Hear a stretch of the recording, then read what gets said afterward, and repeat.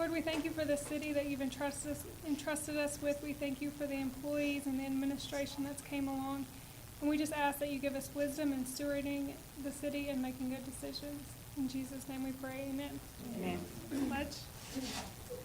I pledge allegiance to the flag of the United States of America and to the republic for which it stands, one nation, under God, indivisible, with liberty and justice for all. All right, the consent agenda. I'll make a motion to approve the consent agenda. Second. Second. Vote. Huckabee, Yes. McCaslin, Yes. Peterson, Yes. Chapman. Yes. All right, at this time, we'll open it up for remarks by the audience not pertaining to any item on the agenda. You can go ahead and come up to the podium. And the 2-minute mark. We do have 2 minutes. My name is Alexis Allen. I live at 110 Buffer Drive here in Mangum. I'm here just to see. Oh, that would make sense. Okay, I'm just here to see about getting my husband's tire fixed. I have pictures on my phone of my road and my driveway. It's horrid, and I know there's things in the works to get it fixed, my road, but I've replaced 2 tires. My son has fell and hurt himself, and I have that paperwork showing that I've taken him out to the emergency room because of my road. I'm not even worried about that. I'm just worried I'm paying out $300 each time I'm having to fix a tire. So that's what I'm here to see, if the city will pay for this 3rd tire to get fixed. And if you would like, I have pictures of my road. I would like to see pictures of the road. And what is your address again? 110 Buffer Drive.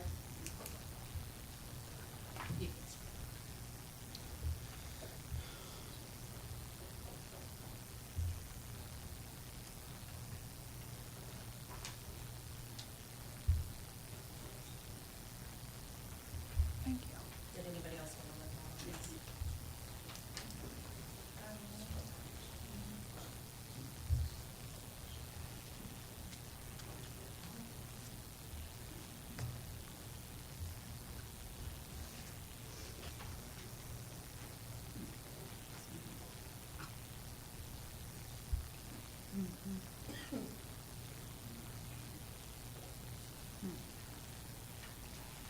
Thank you.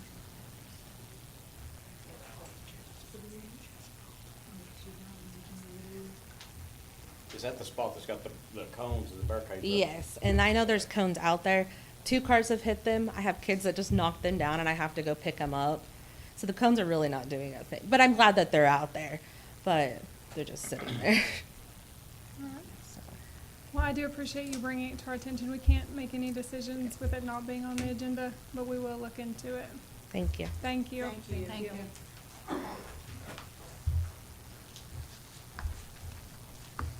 Anyone else have anything? I'm limited to 2 minutes, and I'm here as a concerned citizen in Mangum. I was just curious why this meeting was changed and made a special meeting instead of the regular meeting tomorrow night. That was one of my questions. I have several questions. Another question is on your agenda, you had a number of executive sessions, but it doesn't give us enough information for us to identify what exactly you're going to be discussing. Not that we have to have the details, but at least we ought to know when you generalize a number of issues, but you don't specify what issue. We have absolutely, as citizens, no idea what the topic is.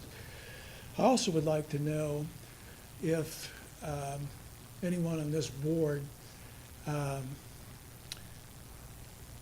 knows that Ms. Peterson announced at the City of Mangum's Christmas party that the city dispatch would be moved into the police department in February. I would like to know if anybody knows that that statement was made. It was not. What's that? It was not. Okay. And those are the only questions I have. Thank you. Mm-hmm. Irma, do you want to respond to any of those, or We don't need No to response? respond, yeah, because it's not, yeah. Any other remarks? All right. We'll move on to item number 6, financial report for December 2023 by the interim city manager. Irma? So, last month's meeting, we talked about trying to get something a little bit more set on, where our taxes are from this year to last year. So I found this, spreadsheet that I think we've used in the past, so I put that in front of everyone. So, last month, Mayor Manasco asked why we were down in revenue with our, in general, and I found out that that was our transfers in and out. I've talked with the city attorney about it. We do have a line item on our budget for us to have the transfers out of the MUA and into, like our easement and, see what else was there, easement, pool, golf, general fund, capital improvement, fleet. But in this last budget, I think just in between city managers and the change, we didn't have a resolution to follow up with what we could and couldn't move into where. So I found the documents, I got with Mr. Kendall, and we will have that on the next agenda, so that will clear up the financials and why it was so low in the last month. We did discuss that on last month. This is just the kind of the percent. So it looks like we're down, but we're not, because the other side washes each other out on it. We are down by 6% of sales tax. We're up this year on our use tax, alcohol tax. We are down. The franchise tax, we're down a little. The other revenue has to do with rent, animal control, the adoptions, permits that we sell, court cost, etc. So this year we had $386. Last year we didn't have any. And of course we discussed those fines in the last month's meeting. But from here on out, we'll have, every month we'll have this spreadsheet, and I'll start attaching some notes on the bottom of it. I don't see any concerns. Like I said, Mr. Kendall and I went over everything, and it looks like we're standing pretty good with some things. So I have no complaints. I do want to add that I attended the city managers conference in, where did I go? I forgot. City? Yes, and I met the, who takes care of all of our past due bills as far as tickets and utility bills. We were already signed up with that agency, which is Brandon and Purdue, but we fell off in between losing emails and clerks and managers. I did get their information. He's going to start helping us collect on all of our past due. I will say that our collections clerk up front has almost gotten $4,000 in unpaid utility bills Awesome. in just a few months. So that's really good. We've got a lot of things that the girls and I have been working on. Some policies and stuff we're trying to update and move forward with. So hopefully we can have that on the next agenda. Awesome. All right, we'll move on to item 7, the police report for December 2023 by Chief Taylor. Good evening. So for this month, we took 382 calls for service. A variety of calls, anything from, we had 2 accidents, 6 alarm calls, 1 home alarm, 3 assist other agencies, 3 breaking and entering calls, 2 disturbances, 7 domestics, 22 different types of EMS assists. We had 41 follow-ups on investigations. We had 121 information calls where just citizens are needing to know information. 10 open doors, 2 prowlers, 1 vehicle pursuit, 1 remove a subject from property, 4 requests to speak to officers, 3 different calls of shots fired, 4 suspicious people, 4 suspicious motor vehicles. We had 64 traffic stops, 3 trespassings, 1 violation of a protective order. This month, we took 17 reports. Out of those 17 reports, we filed charges on 6. We arrested 4, and 2 were referred to the Office of Juvenile Affairs or Adult Protective Services. That concludes my briefing. Thank you for your time. Awesome. Thank you for all you do. All right, we'll move on to item number 8, discussion and possible action regarding adopting ordinance number 466, amending Title 8, Chapter 3, Section 833 of the City of Mangum, Oklahoma's Code of Ordinances by adding a new subsection, waiving all charges and fees associated with the burial of an infant 1-year-old or younger, providing severance and repeal of all ordinances and resolutions at the variance, and declaring an emergency. Irma? So recently,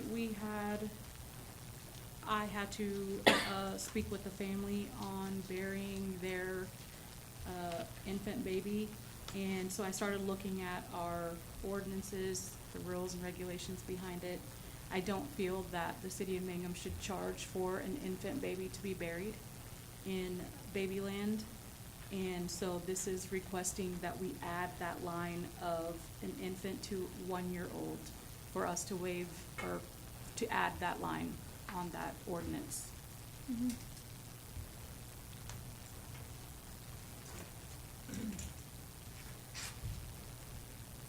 I'll make a motion to adopt the ordinance number 466 With an emergency. with an emergency. You have to declare it. Oh. Okay. With an emergency, is that how I need to say it? We can adopt ordinance number 466, amending Title 8. Second, Second. vote. Huckabee, Yes. McCaslin, Yes. Peterson, Yes. Chapman, Yes. Item number 9, discussion and possible action to approve joint resolution 2024-010201, allowing interim city manager and/or interim city clerk to make changes to CD accounts as it pertains to city policies such as renew, close, and open as they reach maturity. Okay, Corey, so this is what was on there last month, right, that we tabled for the clerk and the city manager to be able to move into CDs and get Yes. bids? And you Yes. wanted us to table that, so where do you stand on that? Oh, we're good with it now, because now the resolution matches. It's all Yeah, been we're done, good, yeah. okay. So you can send that. Sure. All right, a motion for that. I'll make a motion to approve joint resolution 2024-0102-01. Second, A second. vote please. Huckabee, Yes. McCaslin, Yes. Peterson, Yes. Chapman, Yes. All right, moving on to item 10, discussion and possible action to waive the fee for block number 7, lot number 4, northwest spaced, in the amount of $218 for infant buried in Babyland at Roselawn Cemetery. So that is in regards to number 8. Now that we've approved number 8, I'm asking to waive that $218 fee for the baby being buried at Babyland. I'll make a motion to approve the waiving fee of the block number 7. Second, Second. vote. Huckabee, Yes. McCaslin, Yes. Peterson, Yes. Chapman, Yes. Item 11, discussion and possible action in regard to closing a portion of Dahlia Street for public use. Closing a portion of Dahlia Street will not impact any public utilities currently in the public easement. So this was tabled from last month's meeting? Or did we talk about this under new business? No, we talked about it last meeting. Yeah, it was On Dustin. the actual agenda? This is Dustin Lively's place. Is he here? And it was unsure if he wanted to permanently close it or temporarily close it. And so we tabled it until we could see what they wanted to do. I have not spoken with anybody regarding this. I've heard it from Chris and Gordon and a bit from Mhm. you, but I have not talked to this person regarding this and what they want to do or not do. at all. He said he was fine with temporarily closing it. There,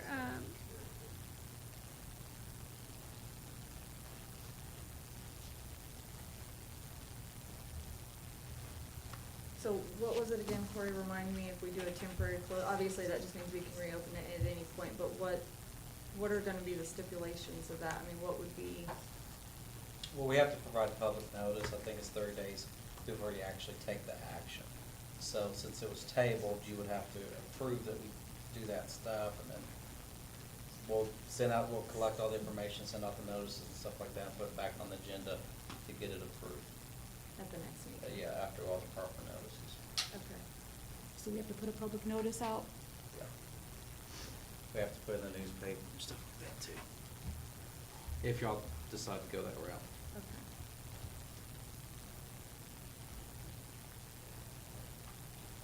I think we need to look at how it's gonna affect the neighbors. Whether if we move that turnaround point forward, it's gonna affect Derek, Burnham. Because now they're gonna start turning around in his yard, or his, front of his house. And possibly using his circle drive as a cul-de-sac. That's part of that notice report, like everybody within so many feet would have to be And notified then they would be that allowed to was come and intention- speak with yeah. their concerns if, once we put the public notice out. Yes. Okay. Yeah, we actually have to provide actual mailed notice to certain individuals that would include Derek. And then if they show up, they can express that concern, and then y'all can make a decision as it relates to that. But we just need information. I mean, I guess we need direction from the commission whether you want us to go that route or not.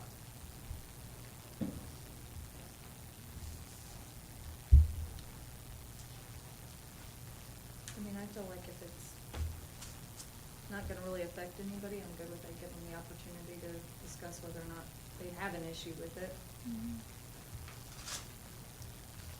I agree. Do we send these letters certified? Mm-hmm. We do? Good, okay.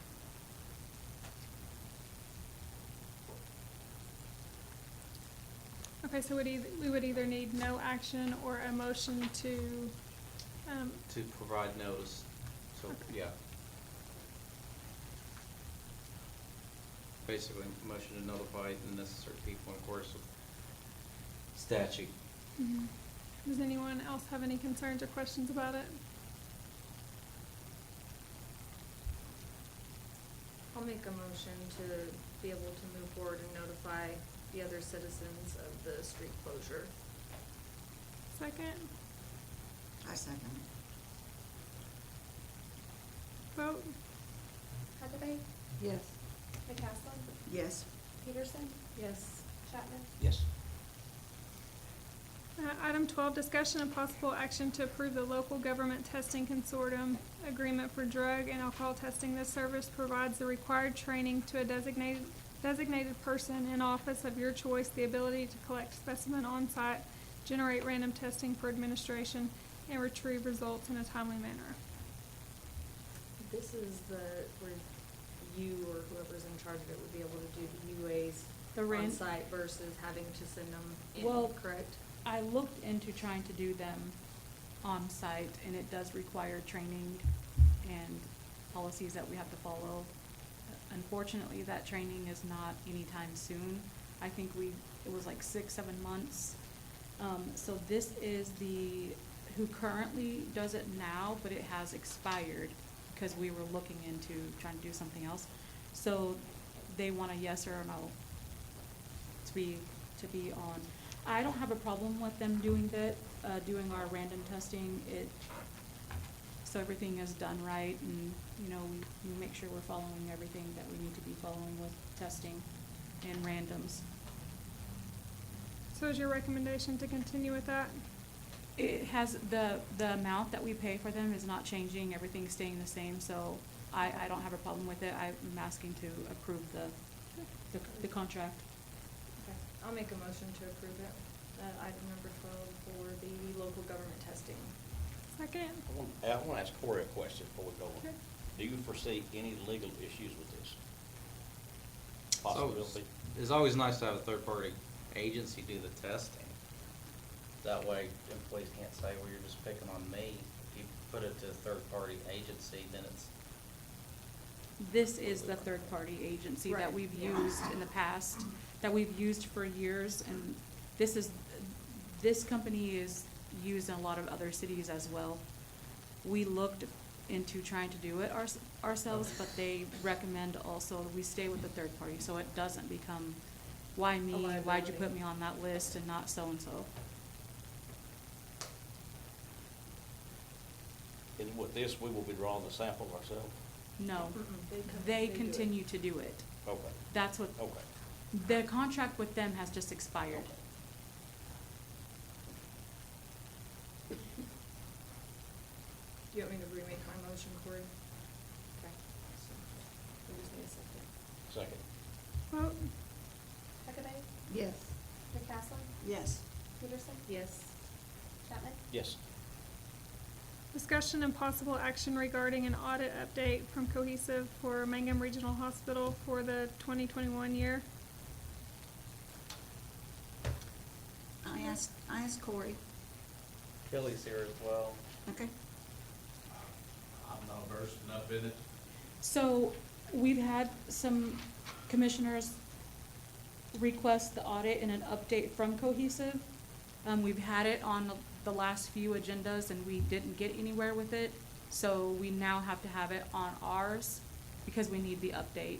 So I asked Kelly or Dennis, to be present. Dennis said he will be available by phone to answer questions, if we have any. I believe we've received it, it's completed. It is completed, I do know that. Okay. And that's about, we didn't have an update. The board wanted an update, the city wants an update, we want an update. So we now got confirmation today that it has been completed. 2021 has been completed. That was approved in 2020? 2022? And it's just now it just now was completed. So that's the update for the 2021. I can put him on the phone, or if we want to discuss it or attend or see what we come up with in the Will they hospital review the meeting. audit at the next hospital board meeting? Is that the plan?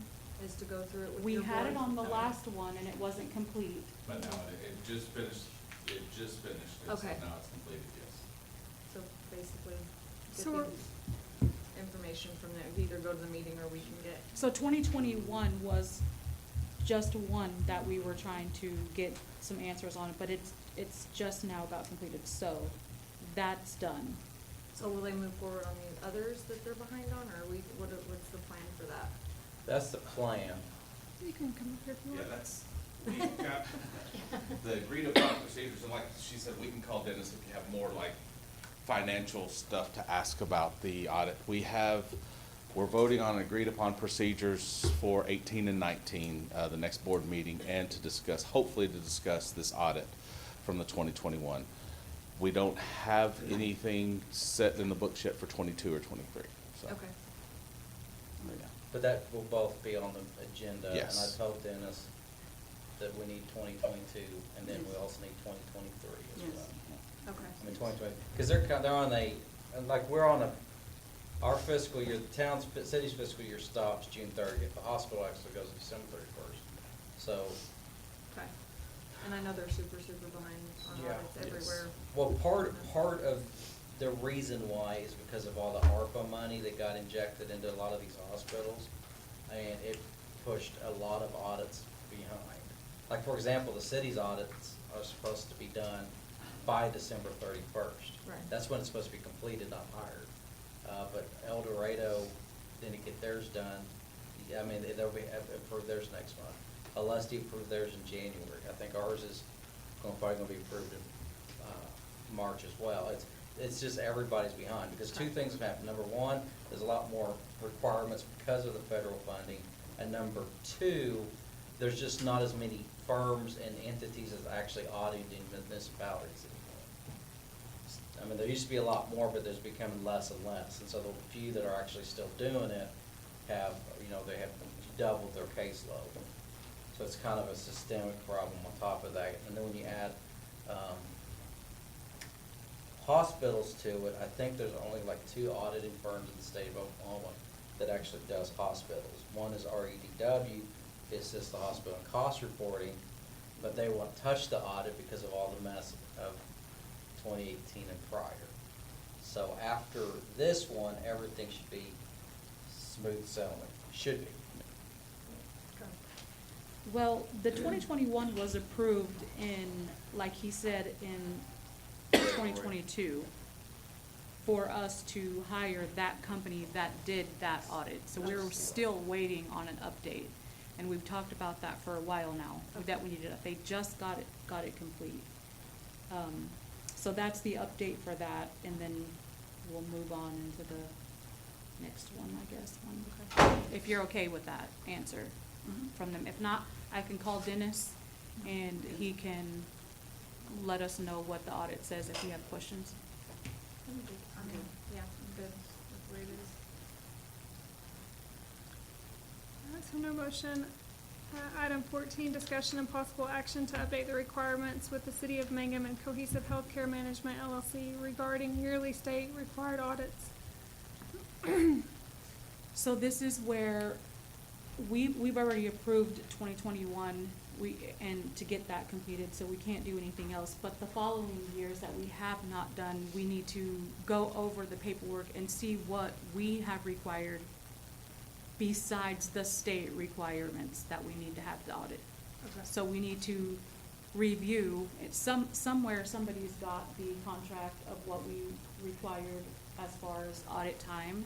We have a super old one. I don't know if anything's been updated since, but we need to make sure that we, as a city, as the board, we need to go more than just the state requirements. We need to make sure that we're doing everything the right way. So we need to have a full-blown, thorough audit, Yes. ARPA and everything, Okay. especially since we're so many years behind. Yeah. Yes, So yes. we need to review that, maybe ask Mr. Kendall if he can get something for us ready, or, 21 is a full audit, 22 and 23 will be a full audit, just like the city goes through full audits. That's already been discussed. But to do the gap, but on the last one, we discussed that that was an they agreed had, upon procedure. that we just had the requirements, correct? Did we not just have that on the hospital meeting, that we asked where they said Mr. Kendall approved for us to just get the requirements state. needed? Yeah. That was 18 and 19. That was 18 and 19 now, yeah. So that's what We I'm discussed saying, it so in 18 and 18. 19 and 20, 22, 23, we want more than just the requirements. Well, So we need to review it.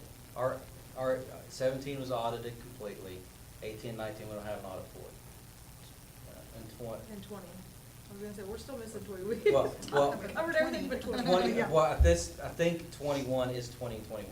Okay. I think, I'll have to get clarification on that, because when I did my attorney response letter, it covered 2021. They wanted to know. So I think that's covered by this current audit, and that's a full audit.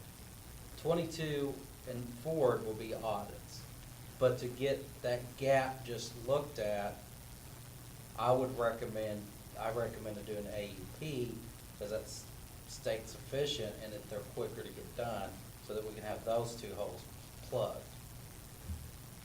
Because if you have to audit every single year, I think that's cost prohibitive, especially 18, because Cohesive the hospital actually doesn't have all the income for 18. Because they took over December of 18. So the previous management company has all the financials. So that's really hard to do a full audit for 18. So why was there no audit in 2019 and 2020?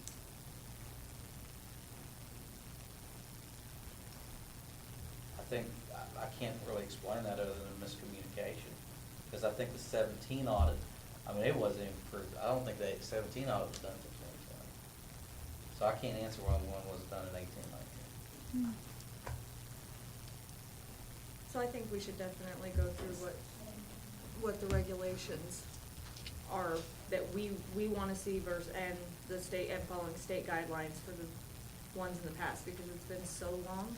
I feel like that's something, I mean, to me, it just kinda shows a history of not getting them done and being on track, and so that's a little concerning, especially because hospitals are so in-depth and things like that. So I definitely think we need to, before we make a decision on just doing a basic audit those years, just because we're so far behind, we need to look into more details on that. Well, our consultant on ours called today and said, do you need a letter from me to let your board know where we stand and when we'll be over to visit? And we have nothing in these years for the hospital.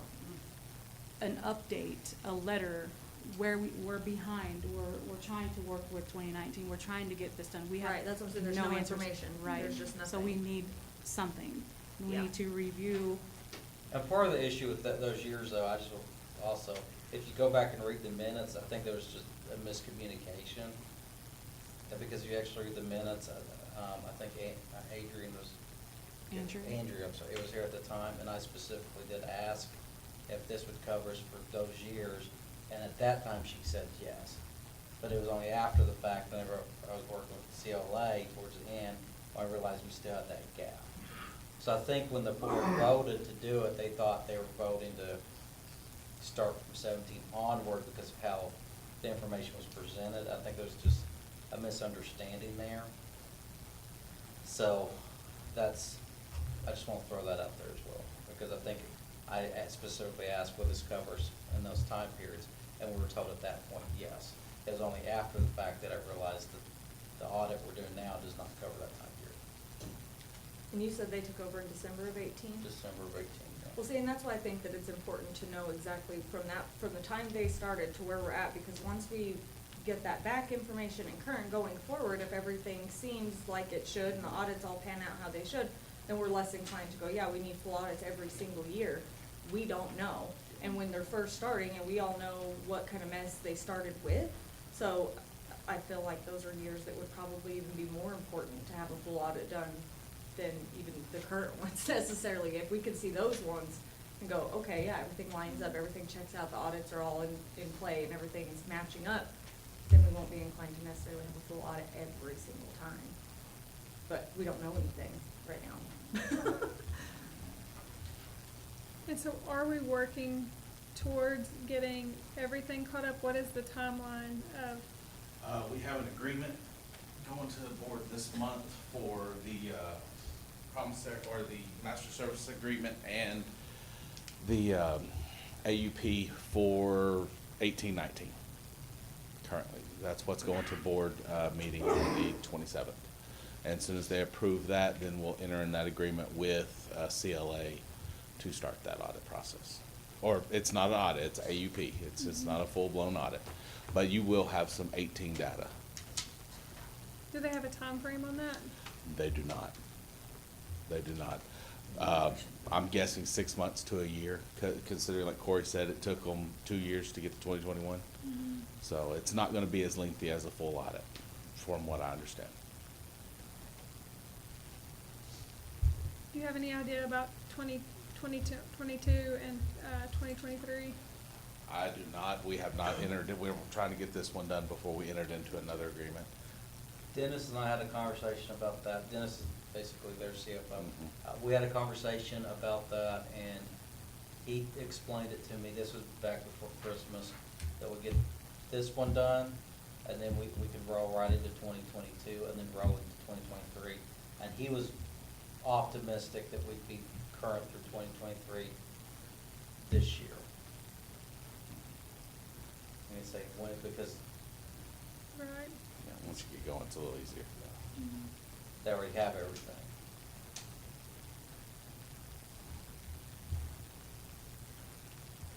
But if we haven't signed anything for those, for the years that we're missing, is when we can review and request Right. and update what we are requiring, since it hasn't been done yet. Or, like I said, 2021's already been approved and talked about in 2022.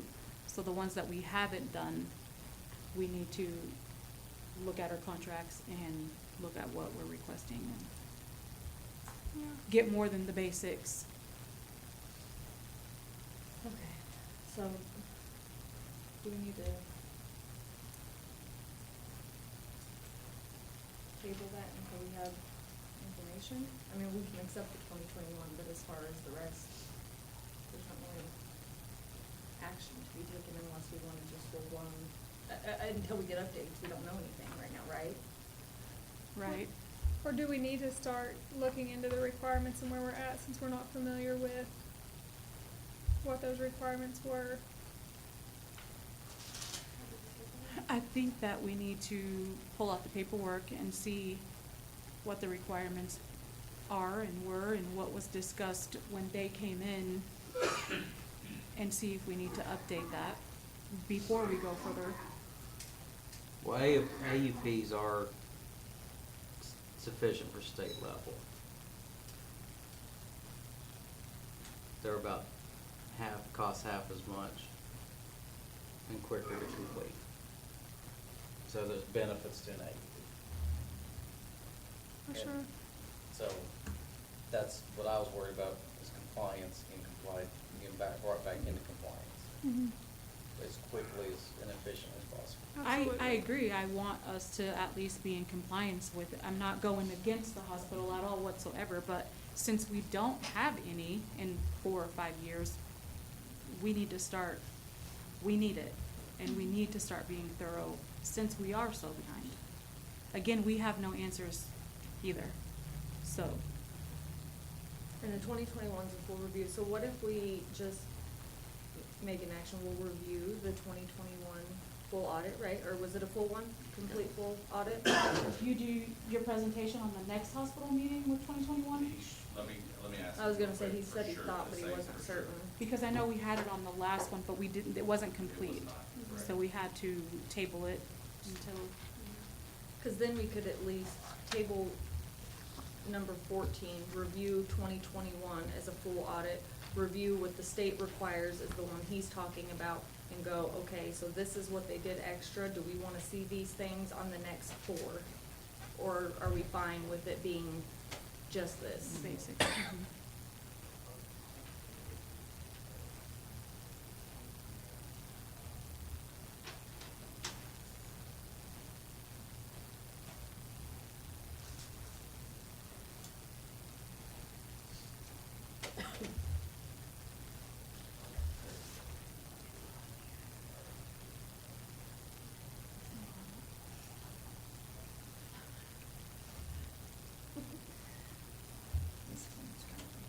Do you want me to turn it back down to Arctic? I mean, if you want to. Jackie put her little jacket back there. Everybody's got their jacket on except for Irma. It's And I'm like, burning nose. you're burning up too? Yes. Is everybody burning up with us? No.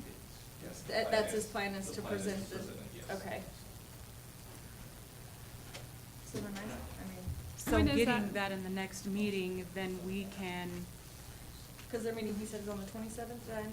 Fourth Tuesday. Yeah. Okay, so the 27th, so if we could get that, that would give us, time to all review it and see what it is and what it looks like, and go to the next meeting and make our decisions if we want full, or, Yeah, the hospital board will approve it, and then it has to be filed basically with y'all in the Secretary of State, so y'all get a copy of it. okay. Alright, so no action or table. I'd say no action. Okay. Item 15, discussion of possible action in considering options, plans, et cetera, for the city of Mangum's golf course. So, I was gonna say, so I reached out to a few people that he's actually since retired, but he's the one who's ran Elk Cities and stuff, and I've talked to him a few times. The trouble that we have right now is we have not ran the golf course, the city hasn't, so we have a budget for the golf course, but it's only to maintain it, like as far as insurance and things like that, we don't have a budget for the golf course anymore. Because of that, it's hard to get grants and things of such to keep it going or do anything like that. So really, until we redo our budget, we really don't have a lot to work with as far as what grants we might be able to get, what kind of help they can assist with. We're kind of setting ducks right now. I've talked to Irma a little bit about trying to see if the parks guys can at least keep it sprayed, and things like that, to keep the greens from not just completely overgrowing themselves and where we're completely starting over.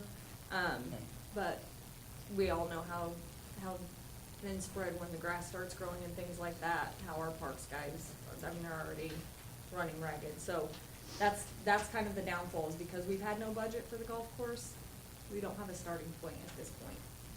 So until we get money for the golf course, or decide during our budget if we're going to put money back towards the golf course to keep it open, then they can kind of step in and help with grants and things like that. And there is a lot of grants available, for golf courses and stuff, so.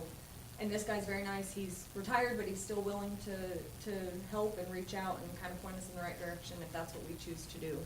But right now, there's just no money in that budget, so.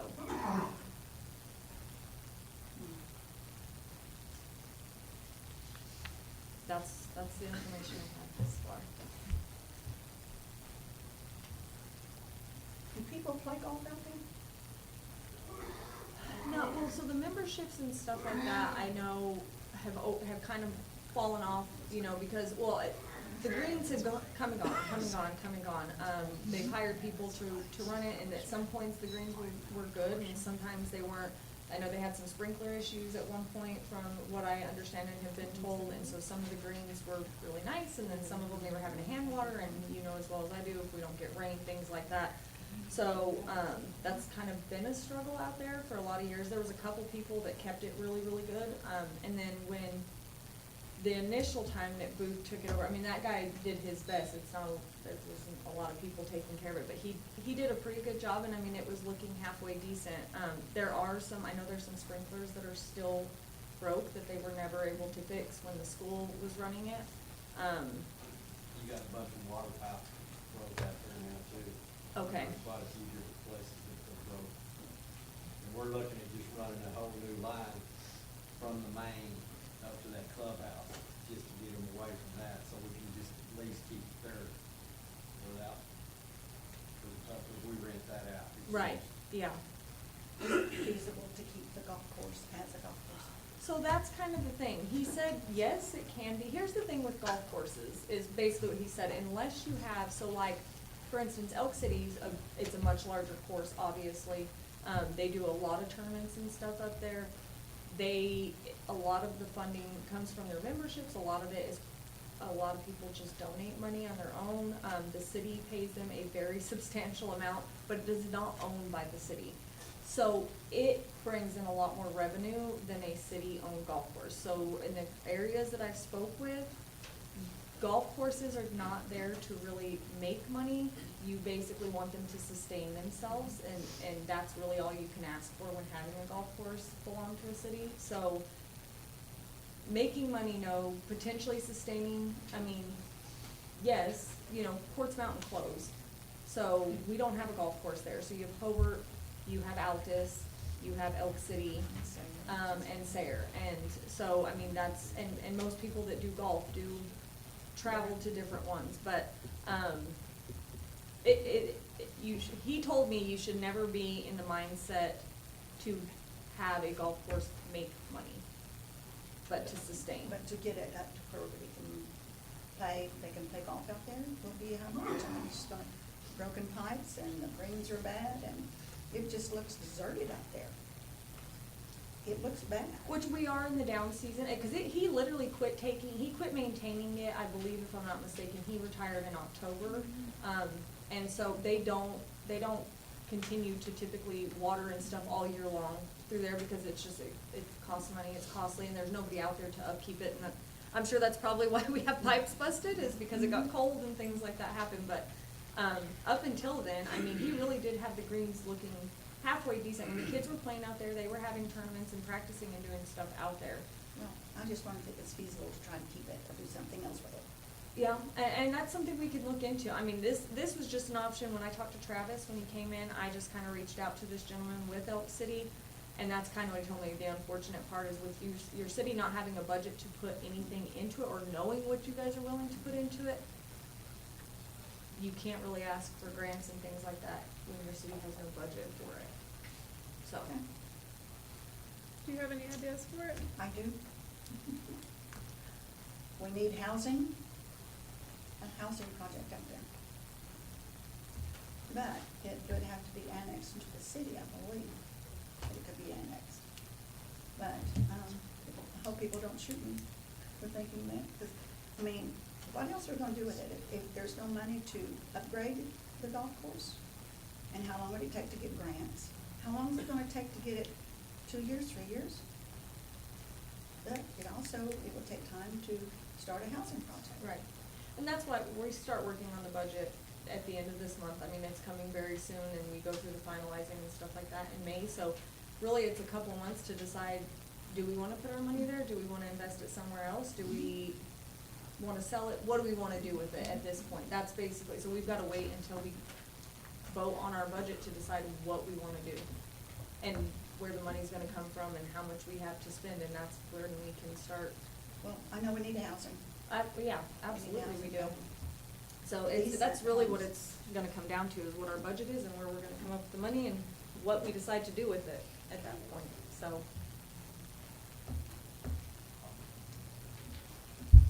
Any other comments, questions? All right, so we'll do no action for now. And item 16, discussion and possible action in regard to animals at large continuing to be an issue within the city of Mangum. So I've had a couple of people, commissioners, citizens, ask about what we can do for the roaming of all the dogs and animals that have taken over our city. See, I don't agree with that at So- all, because I've not gotten one complaint whatsoever, and I have went out on some of those calls when she's not around, and by the time you get there, you can't find They're the gone. dog. Right. They're And gone. she's done as good as probably the best 4 or 5 of my 37 years, she's right there with me. Awesome. Because that thing is full of animals. She has to put them down, has to have them put down, and it kills her when she does that. And within a week, 10 days, they're full again. And she actually found homes for a few, a couple of weeks ago. I took one in December, there's like 8 dogs, and within a week, there's 17 dogs out there. And she's full. So But what do we do? What are we gonna do about them running loose? I mean, I don't see that many dogs running. I do. See, I do not. I do. I'm out all the time. I would see one now and then, but it's not near as bad as it has been at other times. And the other ones that we've had out there doing that place smelled like death. It's so nasty and filthy. She's got that thing clean, and she works hard. And I've been getting nothing but compliments on her. I have not had one single complaint whatsoever. I've had a ton of good compliments on her. Yeah. So. I know she's been putting them on Facebook too, which is a good Yes, thing, because she's a lot of worked people real hard. see them Right, yeah. and And in fact, one came from somewhere, I can't remember, Butler, to get one dog and ended up getting 2.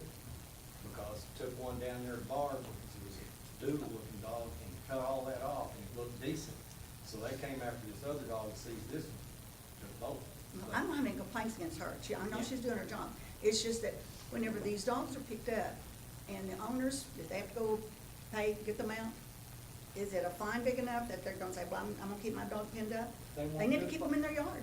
They'll just leave them out there and let you Well, put them down. I was gonna say, that 4 out is the of 5 of problem. them, that's what they'll do. If you find them And big, then they're not gonna come get them. Fine them a second time, whatever, make it where they're, I don't know, Well, and even just enforcing, because that's the thing I feel like is, they just leave them. I mean, people They'll just they leave get them picked up and they're not gonna go pick them up. They'll just buy another puppy and then we're in the same situation. About 1 out of 10 dogs does anyone ever come look. But I would agree, we've gotta figure out how to do something to either enforce the ordinance on how many dogs you're allowed to have. I think we need to rewrite the ordinance on dogs being allowed to be chained in yards, because they do get loose a lot easier if you don't have any kind of fence. I just don't think that's any way for a dog to live, that's just my personal opinion. If you have a dog, I don't know why you would just stick it out on a chain You have to. some dogs that are natural born escape artists. Right, correct, and I agree with I that. have one that shows up all the time, he'll have a deer. But I believe he'll our have a deer ordinance rope states and a people deer are not stand. allowed to have more than 3 And then dogs he unless goes they have their home. kennel Just leave him license. alone, he goes home.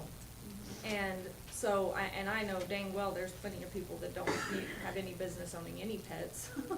That Oh, yeah, have that's, 5, that's, 6, that's most, that 7. is the problem with most veterinarians. Exactly, that's what I'm saying, I don't know how we could enforce that any differently. And their pit mixes. Well, yeah. 85, 90% of them is people Well, get that's- the real pretty as pups, They get And then they older, grow up. don't take care of them anymore, and off they go.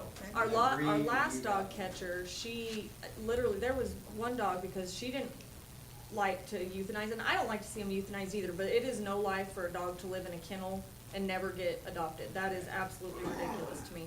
But you can't, when you don't ever want to have to euthanize and you keep picking them up, but also I feel like also, and this is something we can talk to Carrie about, and I actually am glad that this is on here, because what if, I feel like we also need to make sure that people who are repeat offenders are not able to go out there and keep adopting dogs just to or get more, and they're not fixing them and they're breeding them, or not intentionally because they're running loose. But I think that's a huge problem too, is it's like, these people just go and get another and go and get another and go and get another. And I know that there's some that like had been in trouble with the city or the county for having dogs picked up for running loose, running at large, vicious dogs. They go down to the pound and adopt another one. No, you are not a good pet owner. You don't get to adopt these dogs to take them home for the same thing to happen. So I don't know how we fix, I mean, I don't think it's a dog catcher problem. It's a Right, legal problem. right. No, she's doing a Right. good job. I And a watched bad her. pet owner I made a phone problem. call, and within minutes she was there, but by then the dog had already gone. Yeah. A lot of That's- questions that I, Mhm. a lot of questions that I have is not necessarily her about job, her uh-huh. work, because yes, it's not about the job, so No. we don't want you or No. anyone else to think it's I'm about not our fussing animal about her at control. all. No, it's stuff. just No. trying I to will, figure out how in to her enforce. defense, was moved into another department, and that's not where she wanted to be, so I don't No, think didn't that wanna she go down got the, Stockton, no. right. I don't think that she got the proper training, as far, like you're saying, why are we, letting them go get another one and adopt this and do this? And, I mean, I don't even think we've seen somebody purchase dog tags in a year or more. So I think it's just the process, and that was a lot of the questions. What do we do? What can we do? I've had, asked, can we hire another animal control officer and have two, which we've tried two before. We've done that. Can we have the police department do it? I think, Commissioner McCaslin called the police department dispatch, called, the chief, and it's just, it's not my job, it's not this, it's not that, call animal control. So this is, what are we going to do? We are trying to come up with what are we going to do. We have, the superintendent and myself have gotten together. We do have that job position open because she does want to go back to parks where she was before. Because like I said, she didn't have the option to. But ultimately, she's not the issue. It's a lot of bad pet owners and irresponsible people that continue to just get pets, and then when they get put in the pound, they don't wanna pay the fee, they just find a new puppy. And that's where what I mean, cause I know you can't just go on people's property, Corey, but I know like our ordinance states you cannot have more than 3 dogs unless you have a kennel license, which FYI, I mean, except for like maybe barbers and like the dogs that The get dog groomed, groomers, yeah. the dog groomers and the kennel, like I know the lady across the street, she kennels dogs. I understand having a license for that. I don't think regular citizens should even be able to get a kennel license. I just don't. We have too many animals here. But how can we enforce that? You can't go on somebody's property and go, I was told you have 5 dogs. Well, if they're not visible, Yeah. I mean, so there's literally nothing that Well, we can do unless they're visibly seen by who? Yeah, well, this is like a systemic problem, because every town in southwest Oklahoma is trying to answer this question. If it's hire more people, it's find a place to store them, it's always something, but it's just a problem that's just always gonna be present as long as, you don't have a spay and neuter program. And just as far as dogs go, I mean, that's like a $600 or $700 ticket. And there's people, they So- feel that, what do they call that thing, that van? Yeah, the G-Snap. Yeah. And they that feel was- They feel that thing out there. Every single time. Oh, yeah. And that was part, when we do court, it's like over $600-something of tickets. And part of the way you get your ticket down is, number one, you had to get your city tag. 2, you had to get your dogs spayed, neutered, and shots brought up to date. And number 3 is you had to show that you built a fence or some sort of containment area. And so that's what we were doing there for a long time. Our animals at large is $50 a ticket. Well, I mean, when you add them all up, because no rabies, because if they're at large, there's no rabies, and there's usually no city tag. So like all together, it's around $600. So I mean, it's not Because each dog run at large is usually 3 tickets. And then the owner would, but the problem is you pick them up and you can, you have to identify the owner, which is hard to find. So you don't know who to write a ticket to. So we end up taking them there and we can hold them for 5 days and nobody claims them, we have to put them down. So that's part of the problem. You know, it's just, We're gonna have to come up with some kind of solution. 4 years ago I started, that was my first meeting, just went to the commissioners meeting. That was my issue, loose dogs. And here I am 4 years later, still my issue. Do Yeah. something with your dogs. So then we need to maybe look into updating our current ordinance regarding animals at large, or, I don't know, we've tried a lot of different things, you know, we've, Well, that's like what I I'm said, saying, though, we've we had. can't hold them accountable, even with our ordinance that's in place now, unless they can go in and see that they physically they own too many dogs, and they're repeat offenders where they're constantly getting out. You can't prove that. and since it's a misdemeanor, you have to have a warrant and all that stuff. So that's what I'm saying, there's a mechanism, but it becomes extremely complicated. There's something we could do. Goes back to old school, gotta advertise, gotta remind the community what the current laws are. You have so many days of grace period, nothing's gonna happen, get it done, come in, get your tags, get your registration, get it taken care of, get back up to speed. I think if we did something like that, that would take a big chunk out of this, and then let them know, hey, if you can't, then we need to figure out a way to try to rehome them, so on and so forth. It's not easy. We have sat with our current animal control and talked to her about advertising adoption. It's not there, like we said, we have to do our part. We've talked to her one-on-one. I told Chris this not too long ago. We have to do our part, even her as animal control, we have to advertise the adoption. Hey, come and see our pets. Every Saturday we have open house and come and see whatever. We have to do our part as well. It's just gonna continue But to like be an she said, issue. if they're just gonna go get another puppy, there needs to be a record where if this is what you If don't you've had get a to dog adopt picked another, up- you cannot adopt another.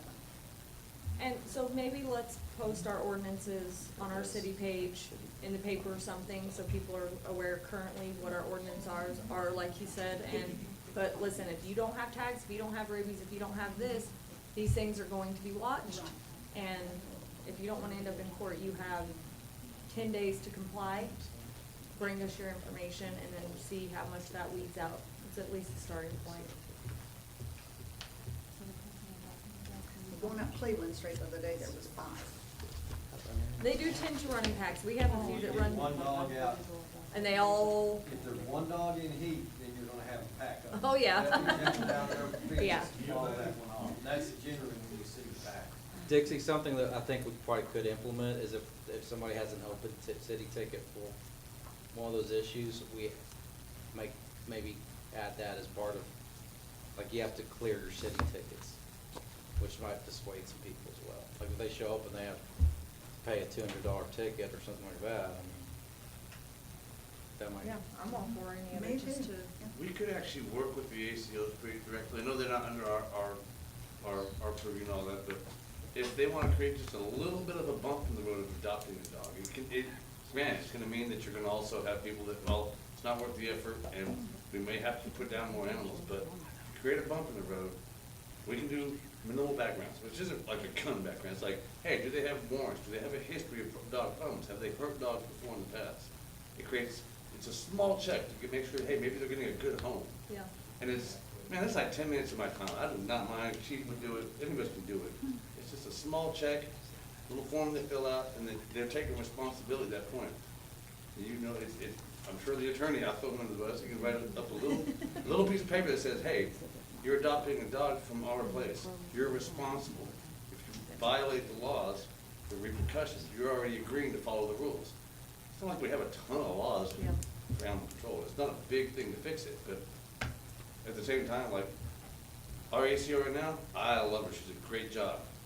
But she's also probably the hardest worker I've seen in a while. But it's also really awkward for her to go into a situation. The cops show up at your house, it's because something's going wrong, and we are trained to deal with people on their bad day.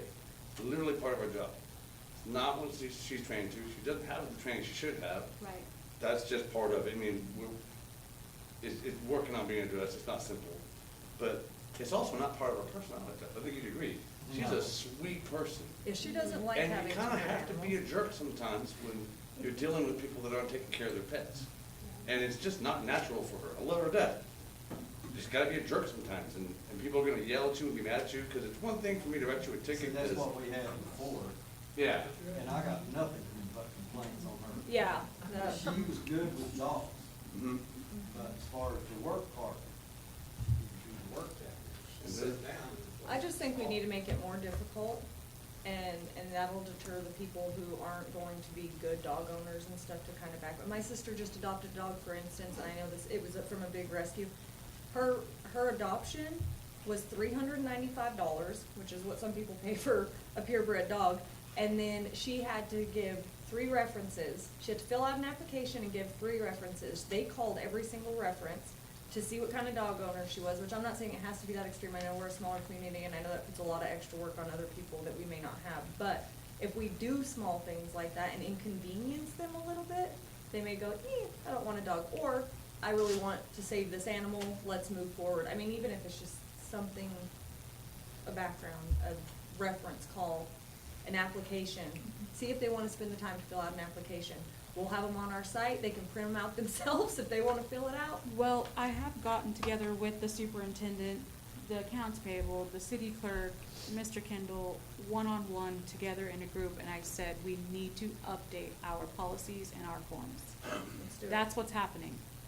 We just go get a dog, we do nothing, here you go, then it's running around. And I'm not saying that with just, in anything. Yeah. We talked about that earlier with whatever Chris and I were handling, and I said, let's get a form. It is a And problem let them know, everywhere.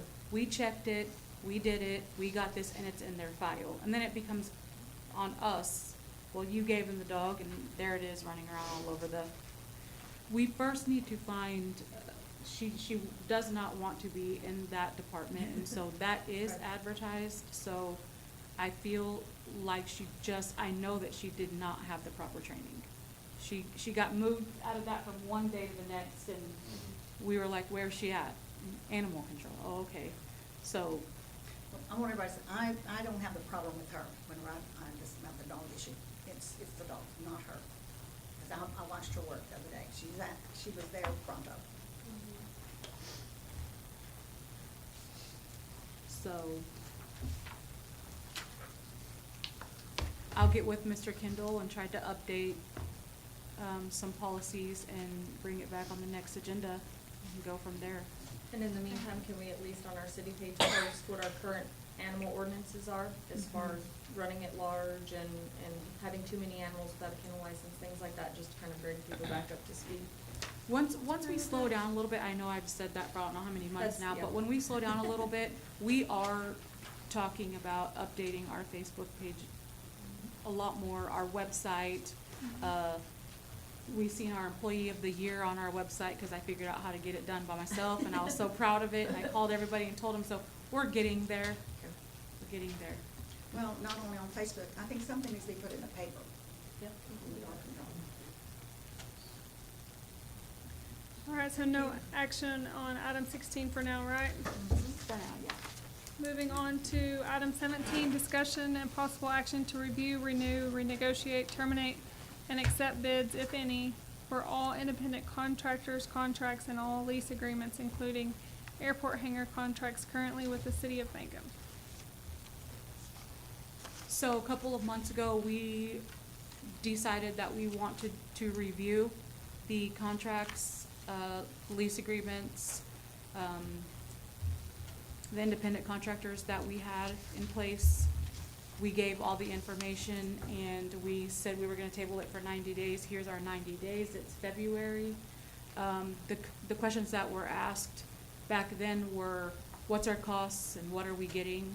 So we got put together, just some costs here and there. I'm gonna let Shelley come up, because she is the one who gets the,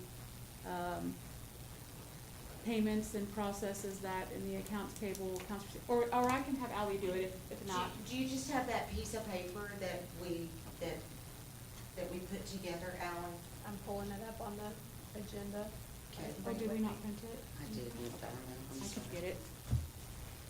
Did we put it in their packet, in y'all's packet? Yes. On the online one.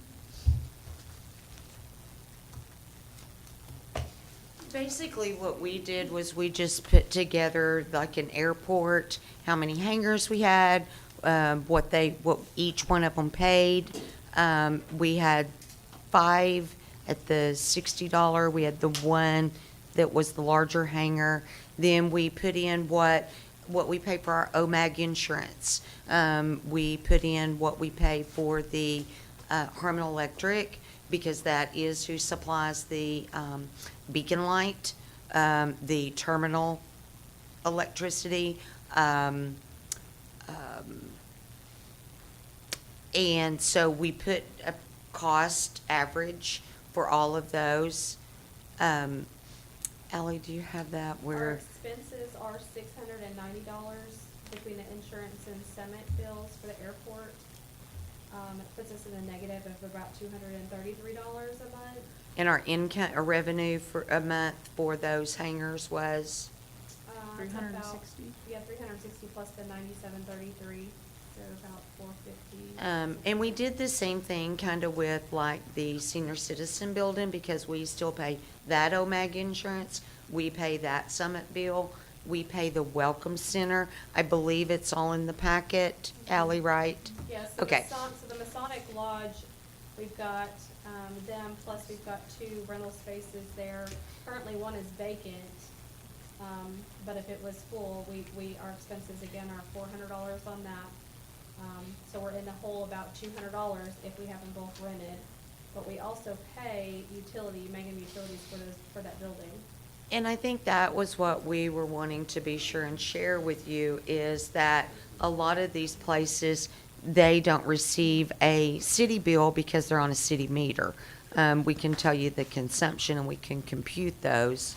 But we just have so many buildings that we, as the city of Mangum, are paying all the expenses, insurance. Going back to the golf course now that it's back with us, we're going to have fuel to mow. We're going to have salaries that our guys are taking care of these entities. So we were trying to put together a expense and a revenue so that you can make an informed decision of how much we are paying and what it would at least even to break even on some of these properties.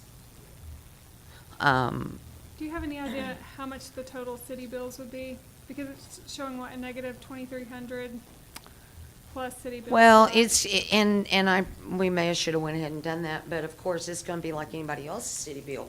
The monthly average, we didn't put a monthly average together. I found out at the end of it that that was included and I didn't add it. I'm sorry. Of course, in the summer, you're going to run more because it's going to cost more to heat and cool it versus, and a lot of these, I don't want to say they're minute on as far as their senior citizen bill.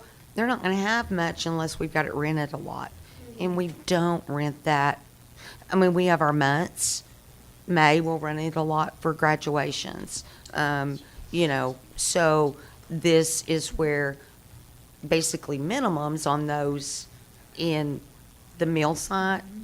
That's a building that is set and vacant that we're paying the OMAG insurance. We're paying the Summit bill on that, which it's $42. But so that was what we were trying to put together, was the comparison, the Masonic Lodge. That one is large for the OMAG insurance. The museum, we pay, I think we were just wanting to give an overview of what all we are paying that we are getting nothing. The Welcome Center, we get no income from that, but we also, like I said, we pay the insurance, we pay the city bill, the Summit bill, we even pay their internet. We pay for some of these places to have email. Yeah, so, and I'm sorry I didn't print that and have that here in front of me, but,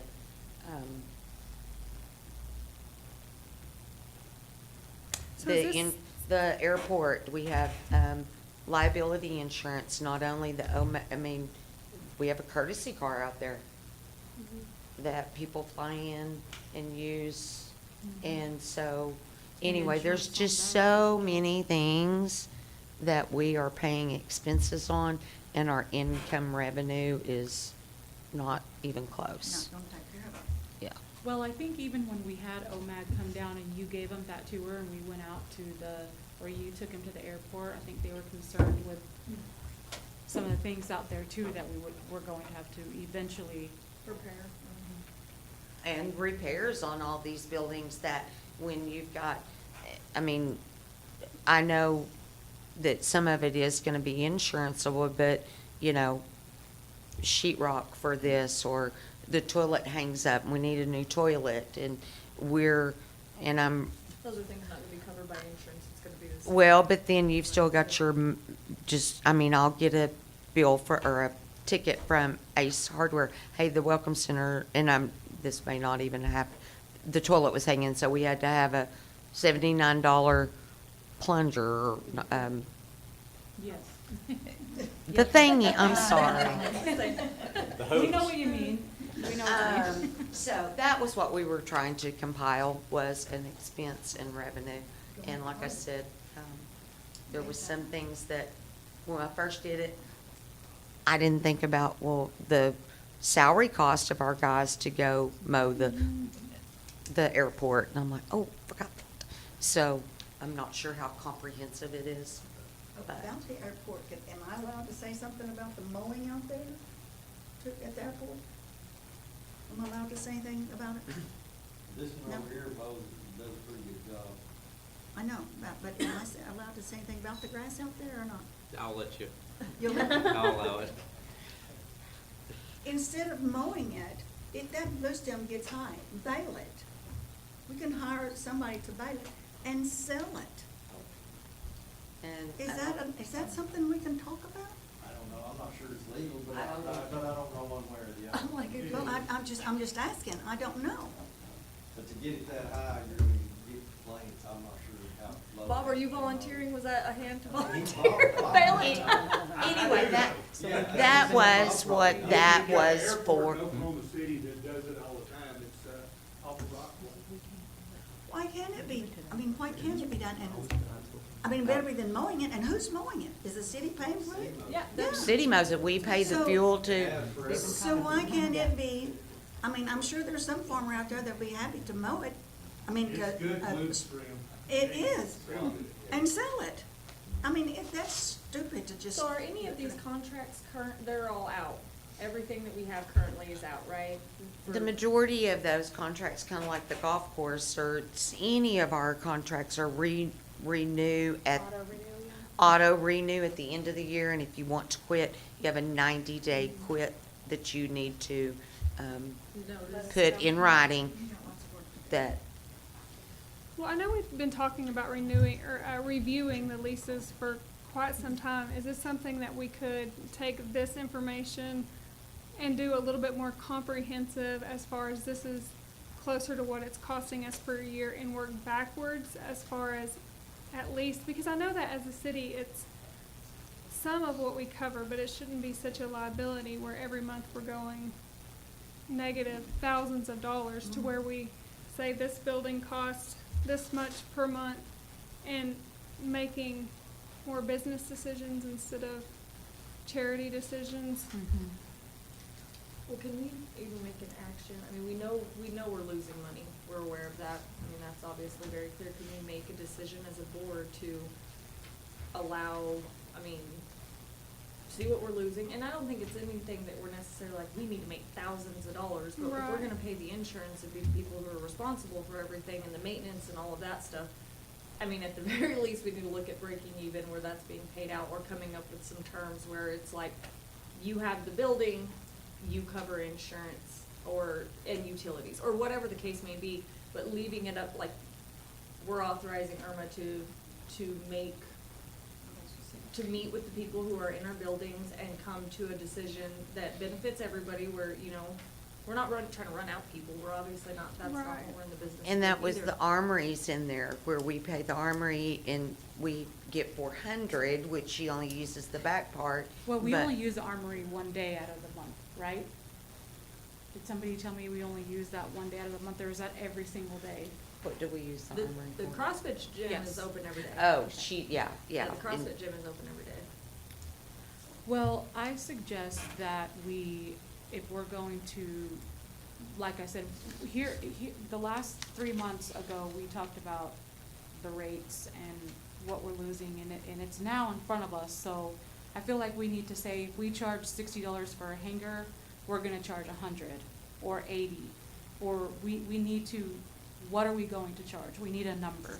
But I don't think we have all of the information to make a decision that's gonna cover all of our costs, because even if we say we're charging 60 and now we're gonna charge 80, we're still losing money. And so I I feel like agree. if we can, Well, and this is a good I agree. start, I agree. but it's still not comprehensive as far as. But we're never gonna come up with an actual, in the summertime, it's going to cost us more, in the wintertime, it's going to cost us more. But there's The an summertime, it's going average. to cost us, right, and this right here, I would think is an average. It's pretty close. The only thing that's gonna, even the OMAG insurance though, goes up with rate increases and, you know, so it's not gonna go hugely, but I don't know if I can say Well, I think anything, that's but got I utilities. think the biggest expenses that we have are the places that we're not renting out, we're not getting any income on. The what is it David called? Cayley Annex. David Cayley Annex and Museum is $800 is what it's costing us, and we're not gonna get any revenue off of that. The Welcome Center, that's $510, so even if we were to change, and I'm not saying, I think that we do need to look into the airport and even the lodge, the Masonic Lodge, but the other places, I mean, we're never gonna see the revenue on that if we don't charge them. Well, that's what, would that be sufficient if we said, okay, Irma, come up with you know what the utilities are, you know what our insurance is, you know what we're paying, meet with these people and go, listen, going forward, and this is just we're gonna charge $450 a month in rent, and you can pay your own utilities and maintenance, you know what I'm saying, come up with an agreement like that, and then present them with a yearly contract, because our rates are going to increase every year, just like you said, insurance, gas fluctuates, so if we're paying for mowing, anything like that, that is all gonna vary every single year, so every year we renew the contract, see where we stand. Not saying it's always gonna go up, it could come down, if rates go down, great, that doesn't happen, we've clearly seen that, but would you be fine with that? I don't have a problem negotiating anything with anyone, but you know, you're going to, like we said, with the drug testing, you're going to have one say, well, I talked with so-and-so and you charge them $150 a month, why are you charging me $75 a month? That's going to come out. I feel like we need to set the rate. I don't want everybody to take a hit for it, because Mr. Travis, you know, has came and said what he does, but we need to gather our information, increase $20, $40, $50, whatever, and set that flat rate, because we're always going to go higher and lower, and maybe this year's our year for our premiums to go down, you know, we need to set something, I feel like we need to set something, I don't have a problem of negotiating with anyone, but that's going to come out as, why did we charge $100 at South Pennsylvania, but $180 at 104 South Pennsylvania? If we go off of averaging everybody's buildings out, you know? yeah, because that's where you've got the Masonic Lodge, that's this whole entity at the back, and then you got these two little lash parlor, and Joe Best's not there anymore, but, you know, you can't charge them enough to justify the whole OMAG insurance for that building. So that's where you're kinda it's more like Irma said, we need to say, okay, we're gonna go to 150, on this one, and on this property, to help cover some cost, so. Could I Go address ahead. the board? Yeah.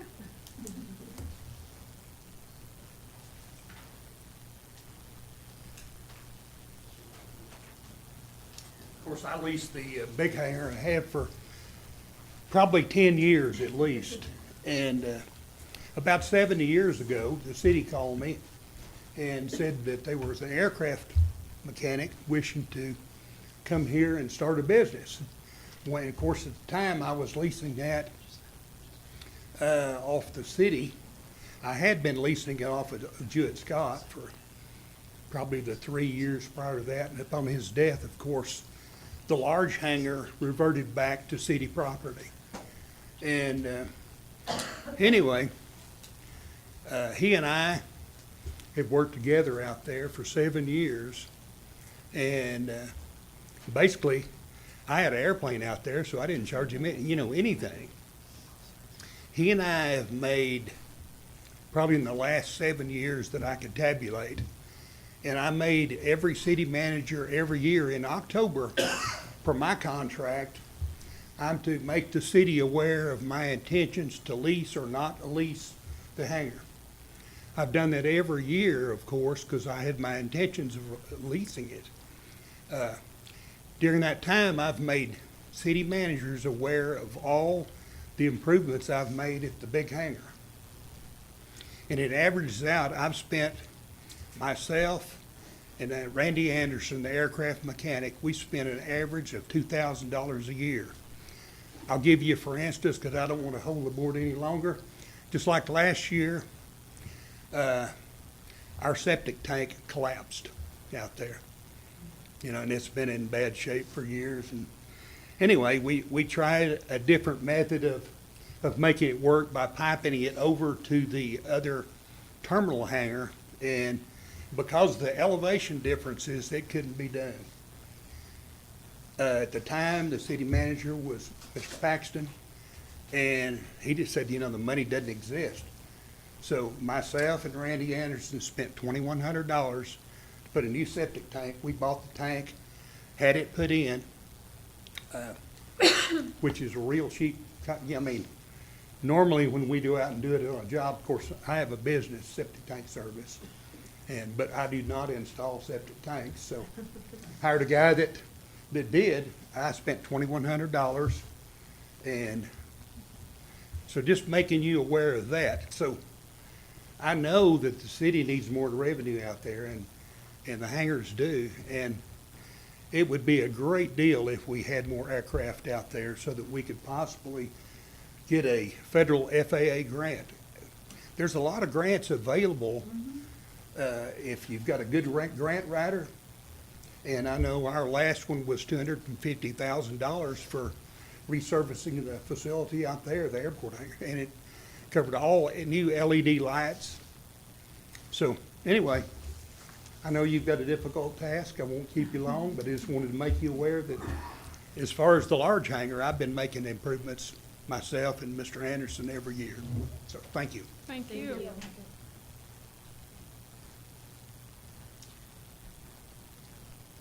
I think if you take action, I think you just make a motion to authorize the city manager to renegotiate the lease agreements. I mean, y'all would have final approval, but y'all would lease. I think that way you can break down, pull in utilities and stuff too, because I know that you guys have them, but we just didn't add that on there. Right. Little things like that. And just come to an agreement with these people. I mean, like I said, I don't think anybody's looking to just get rich off of any of it, just making sure that the city's not out all this money and there's nothing, it's when we're losing money every single time on all of our properties, doesn't make sense either. At that point, we sell them and it's somebody else can, you know what I'm saying? So that's what I mean, I would make a motion to let the city manager renegotiate based off the information that she puts together and come up with a rate increase and put it out for the people to see. Okay, just to be clear, people need to, everybody that uses a city facility has to pay rent. I just want to be very clear about that, Right. okay? Because I know in the past people have not, but technically that is a violation of the state constitution, so. So that, What anybody. did you just say? Giving somebody free rent is a violation of the state constitution. So, It's good to know. that just needs to be said as well. All right, do we have a second on that motion? I second it. Vote, please. Huckabee, Yes. McCaslin, Yes. Peterson, Yes. Chapman. Yes. All right, item 18, discussion and possible action to approve moving the City of Mangum dispatch location from the Greer County Jail to 130 North Oklahoma after the review of cost and recommendations for OLETs. Irma? So 2 months ago, I believe we had this on the agenda to talk about moving the dispatch from the sheriff's department to our city building. We talked then to talk about prices and what it was going to cost us to move dispatch over here.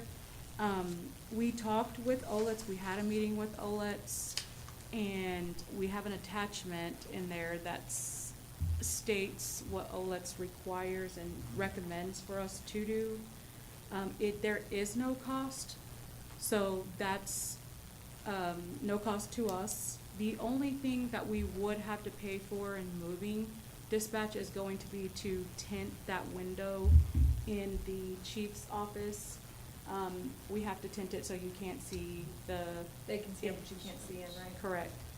I believe we kind of got a rough estimate, maybe $2,000 for the tent and the window at $1,500. That would be the cost for us to move dispatch over from the sheriff's department to to 130 North Oklahoma. We got some other attachments in there regarding the 911 information, correct? Did you attach that to their agenda? Yes. We got the letter that was filed with the state. Do you have that, Ally? Yes. In their packets? Yes.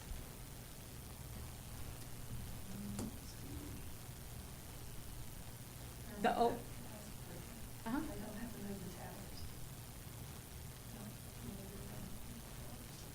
We don't, according to OLETs, we don't have to do anything because we had a walkthrough with, when we were doing our, to get the bid for our IT. When we met with them, they said we wouldn't have to move anything. I think where people were confused was back in the day, even as you were our mayor, it was $30,000 to move this, to move that, to do this. Not the correct information, and that's what we requested in the last months ago to find this information out, and this is what we found out. Right, because that was why, now that you're here, when you were mayor at that time, we talked about moving dispatch even back then, and that was the issue. We couldn't because of the money, and $30,000 for this and $30,000 for that. I finally just called and they said, no, that's not how that works. It's this way and we need to do a walkthrough and I wanna see your building to see how secure it is. And we got that letter is attached. We got the 911 letter from Mr. Kendall's office and gave it to our clerk stating that 911 belongs to the county. So we're ready to move if you guys approve so. I'm sure, this sounds really easy, but I'm sure there's going to be some bumps and issues, and we're ready for it. If it's got anything to do with more money, of course, we would be back in front of our board for that.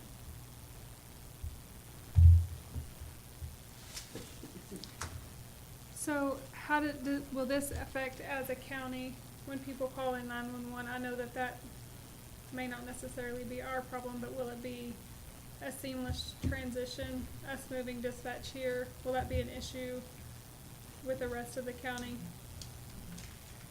We've talked about the 911 and the process of how that goes and what the 911 should be a 911 dispatcher answering it and dispatching accordingly. Okay. I believe we have a meeting coming up with 911 on the 22nd, I think.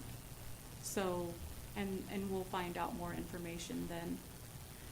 As far as our equipment, the equipment belongs to the city, and according to Oletz, he's also saying he doesn't know why this is such a hard move for us.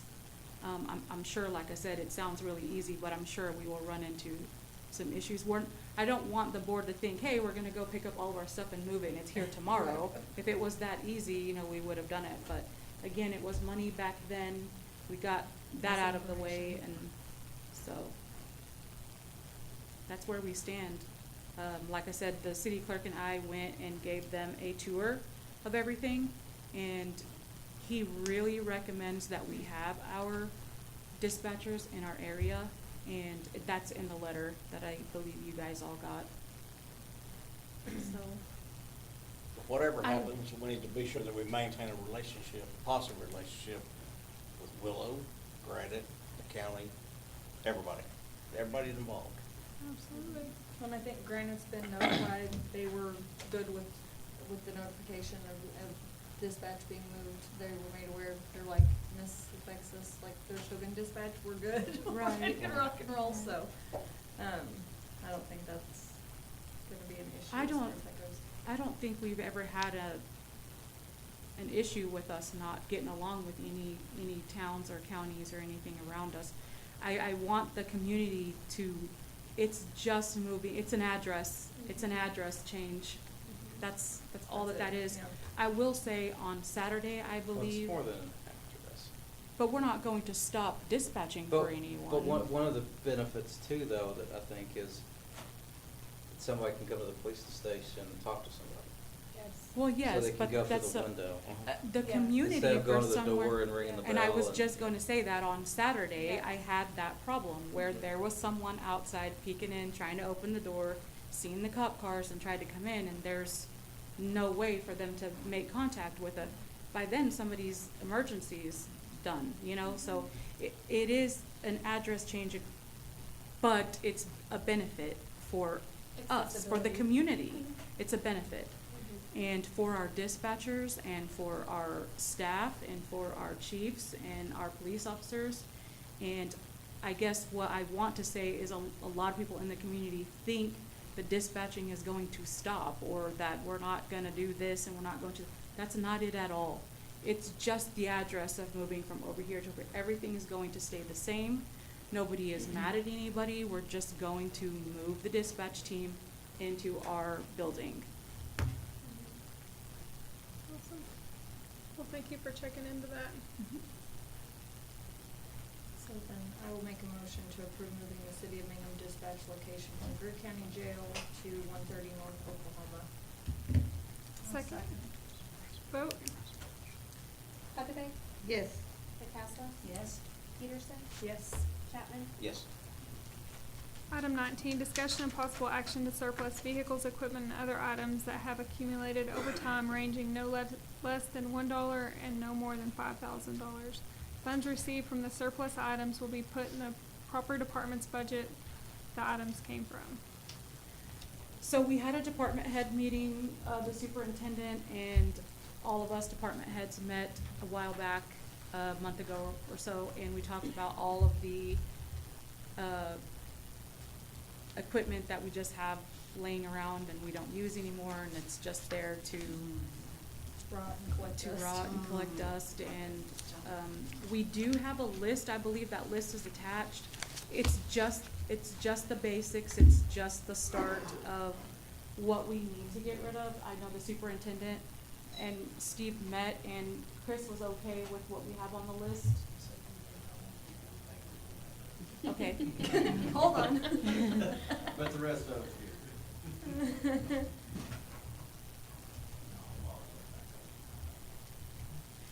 And I do want to make a, I don't know if I can, so correct me if I'm saying something wrong, Mr. Kendall, but I did notice that we do have a line item in our budget that has for surplus items. I was going to put everything back into each department, but now that's better because we have that line item, so whatever we get, we can put it back in there and then meet again and move to their proper, departments. Which one were you not okay with? It's not a very good piece of equipment, but it gets in, you can get it in the cemetery to, fill in graves without Do we have to have causing an auction rust. for this? So Want to keep it or not keep it? You don't have to auction it. What do you say? Advertise for Keep it. bids. So Mr. Kendall's saying we have to advertise for the, bids of everything that's listed on this. since it's still $5.5. So we list it ranging from $1 to $5,000 on each one of these items do we have to have it in the newspaper also? Advertise website, newspaper, everything else like that. Say, sealed bids are required by 6 o'clock February, at the meeting night, and then we open up the How long office. do we have to put it for? Uh, He said no auction. Yeah, you don't have to auction it, you can just put out for bids. I knew that was just brought up with one of our Exactly. department heads had mentioned the school uses a place called Purple Wave, and you can take pictures and post it. Yeah, you could do that, auctions. So I didn't know if that was something. You can do these auctions or private bids. But it's all the same process, we still have to put it out and Yeah, do all that sometimes you stuff. do bids and then you don't like the bid price and then you reject it and you can go auction it. Okay, Purple Wave, I think you have to take whatever they're off.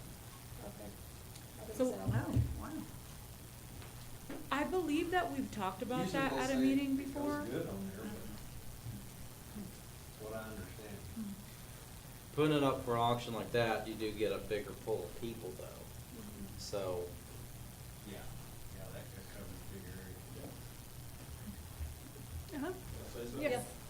That Purple Wave jump that we have leaves town 90% of the time. You put a sealed bid, you take a sealed bid, it's gonna go right down here on the corner and be parked somewhere else. So. And just mess that's with why I another want the ordinance. Purple Wave. They come in, they take the pictures, they put it on the website, they do all the groundwork, all we gotta do is just sit there and watch it. If it brings $1, it brings $1. If it brings $10,000, it brings $10,000. Good point. Whatever it sells for, the market. And to be honest, we got a bunch of junk. And we can't ask the citizens to clean their stuff up if we ain't got our stuff. Absolutely. Good word. For sure. Yes. So if we approve this, do we have to put a stipulation on how she chooses to do so? Whether it's auction or this other, we have to put a stipulation on which one to use? or however means she finds Sees most fit. competitive, yeah. Okay.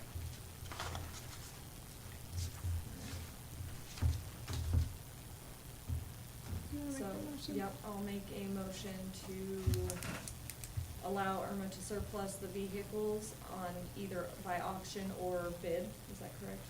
Or would that be proper? In the amounts of $1 to $5,000, whatever you see fit. Second, Second. vote. Huckabee, Yes. McCaslin, Yes. Peterson, Yes. Chapman. Yes. Item 20, discussion of possible action to consider the right-of-way access agreement from Dobson Fiber in providing fiber optics throughout this area and negotiate a rate for the use of city-owned poles needed to provide fiber internet. This is what y'all talked about last month, right, Chris, that you guys didn't have all the information on? I don't know, That was Gordon. the cable Sparklight now, Do you want? whatever they, I gave you the number. Do you wanna tell them what they told you, or, so, It was tabled here. They haven't, what they sent me was what I sent you guys. I know that we discussed it in the last meeting. It was tabled. Gordon had brought it up. And so this was just their response, their interest in wanting to bring fiber optics to Mangum. And they have an agreement that they, wanted to talk about. They are available on phone. Irma has the number that they can, kind of let you guys know what they're looking for, and if we want to go that route, answer any questions that they have. So, Does the table pay so much for Jim. I know. believe that that's Wasn't really the what, dispute last time, yeah. I believe that's really what, the question is the, what are we going to charge for the rental of the pole, really is what it comes down to. Yeah. Is that the group that was measuring the diameter and Yes. the height? and- What They do we work for that charge company, yeah. the cable, like, do we have, Cable one is $2 a pole, was what the last contract Yeah. was. Cause that's the one that they sent paperwork to you. I feel like it would probably maybe be wise to call around to some other cities and see what they charge for fiber optics, cause I mean, obviously, they do this everywhere. AT&T used to run fiber optics everywhere and charge them too. I don't know what the going rate is. Is it more than what cable would be? I don't know what the process, you know, that's what I'm saying. I think we need to probably call and find out. I know they're putting it in Altus right now. Well, and I think they've already, if I'm not mistaken, I think Elk they've City. already started in Elk City and Sayre, both. So that might be something we can make a quick phone call to find out what they charge per pole. Well, this contract specifies 5% of the gross revenues of Dobson and its affiliates collect from each subscriber customer. I didn't say anything about per pole. in that That might be, what I read. and that might be better. I was gonna say, that sounds like, Probably would be. it sounds like it would be. Yeah, yeah. Instead of $2 a pole, we have to look at our Sparklight contract. Are we gonna have to replace the poles that do not meet their standards? I get their, I don't know. Does it read that? I don't- Not, I mean, I'm not gonna know how many that they is, said. for sure. Trouble is when they break, the old ones, Mm-hmm. that stuff's a pain to us. Cause we're out there trying to get the electric back on, this thing's in the way, you can't get the boom here, you can't get the boom there. Cause we already deal with that with cable. You throw them on the ground and put them back up. Cable used to be good about putting their stuff back, they're not now. Cause I know the one that's at the edge of my driveway, they backed up and snickered and pointed at it, so I don't know what that meant. It doesn't really specify in there, does it, Corey? From what I could tell, like where it says if the pole goes down, who's responsible, and if they're going to assist in the moving of the line, that kind of thing? I do believe they would negotiate that, this agreement too, is what they had said in the email as well. So if there was something that we didn't like. Do we I'm wanna- looking at it right now, but I don't remember seeing anything like that when I reviewed it. I just remember the 5%. So Chris, since you guys are the ones that have to go out there and do it, what would be the biggest headache, like what would be the most beneficial for us to ask on the contract for you guys to make sure that it's not an even bigger headache for y'all? What we do is, and we prop them up, we tie them up. Sometimes the cables, TV cables, we can't fix it. Yeah, So we cut it off right there and tie it to our good pole. And I know you've seen some of them, it's been tied that way for 4 or 5 years. They haven't come and moved their stuff over. And that's what they need to fix theirs. We can get it up temporarily and get it high enough to keep it up. well, I'm assuming that's what happened every time our internet goes down and they're like, our fiber optic line was cut. It's probably because of that. Yeah. Yeah, it could be. The pole went down and they're like, man, we're just gonna, right here, y'all come fix your stuff, so I would imagine that probably happens pretty frequently.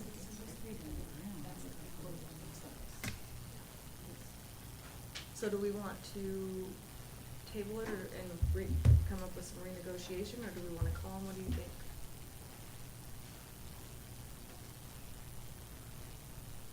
I would say we need to get a little bit more information from the, when I was contacted about this, I was contacted about one person that knew them, and then they contacted me, and then the other person contacted me. So then they finally, the lady called Ally, and I said, they need to send us a paperwork that we need to review. This is the granite lady?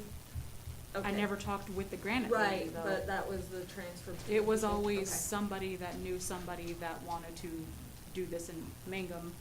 And then eventually they got a hold of Ally, and I said, tell them to send us the paperwork. I just wanna make sure whatever, the easiest, to keep it the easiest on our guys as possible when they're out there Right. working. I don't want them it to be a nuisance for them either. They already have enough to deal with, so. So no action, Corey, you think, or should we table it until we get more information? I think tabling's fine. Okay. Item 20 will table. 21, discussion and possible action to enter into executive session to discuss the employment, hiring, appointment, promotion, demotion, disciplining, or resignation of any individual salaried public officer or employee, specifically to discuss details regarding the interim city manager in accordance with 25 OS 307B1. I'll make a motion to enter executive session. Second. Second. Vote. Huckabee. Yes. McCaskill. Yes. Peterson. Yes. Chapman. To discuss the employment, hiring, appointment, promotion, demotion, disciplining, or resignation of any individual salaried public officer or employee, specifically to discuss details regarding the city attorney in accordance with 25 OS 307B1. I'll make a motion to go into executive session. Second. Vote. Huckabee. Yes. McCaskill. Yes. Peterson. Yes. Chapman. Yes. In charge. Okay, coming back into open session at 8:10, no action on item number 23. Do we need action coming out of executive session? We're good, okay. Item number 25, discussion and possible action to enter into the executive session to discuss the employment, hiring, appoint, promotion, demotion, disciplining, resignation of any individual salaried public officer or employee, specifically to discuss the details regarding the Assistant Chief of Police in accordance with 25 OS 307B1. I'll make a motion to go into executive session. Second. Vote. Huckabee. Yes. McCaskill. Yes. Peterson. Yes. Chapman. I'm freezing to death. He's Okay, he's back sick into 'cause open he's- section. Or cold 'cause he's sick. Open session at 8:25. No action on item 25. Okay, moving on to, okay, yes, we need to go back to 17. We got a little sidetracked, y'all, sorry. How do we need to handle that, Corey? You just need to make a motion, did we get any bids? Yes, we've got our 3 There bids. was 3 bids received, yes. So Jackie needs to open the bids and say what the bids are, and then y'all need to make a motion to accept which bid you can accept. Okay.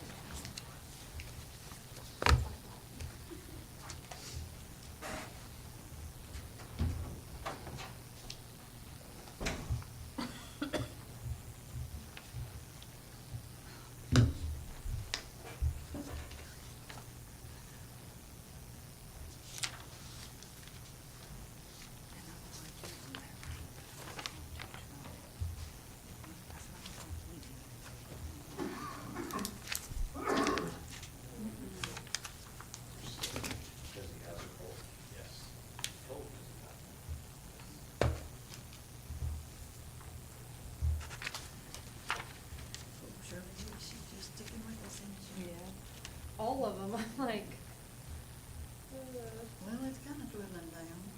yeah, we lose one every time we go into executive session.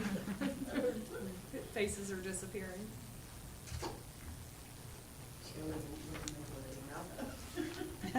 Did you eat all your popcorn? No. You still have popcorn left? We got another hour to go then. Michelle, go get you a handful. I'm She was gonna asking have if to. somebody had snacks. We're going to start going into attack mode. Who's eating? We want some. We decided that the next meeting we want snacks. Cup of hot coffee. I told you I've got some jalapeno chips, not a very big bag, but I'll share. If you like jalapeno Looks like chips. a potluck altogether, like we didn't have any, Hey, listen, I'm all for catering. Thank you. The meetings. Okay, so I just need to open them, read who they're from and how much it's for. I bet our attendance will go up too. Bid Not number to the 1, public. We eat. from Ray High School.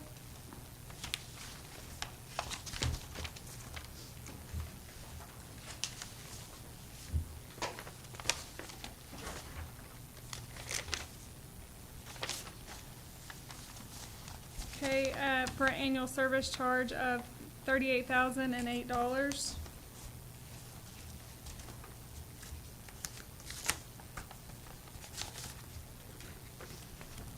Number 2 from Ionics.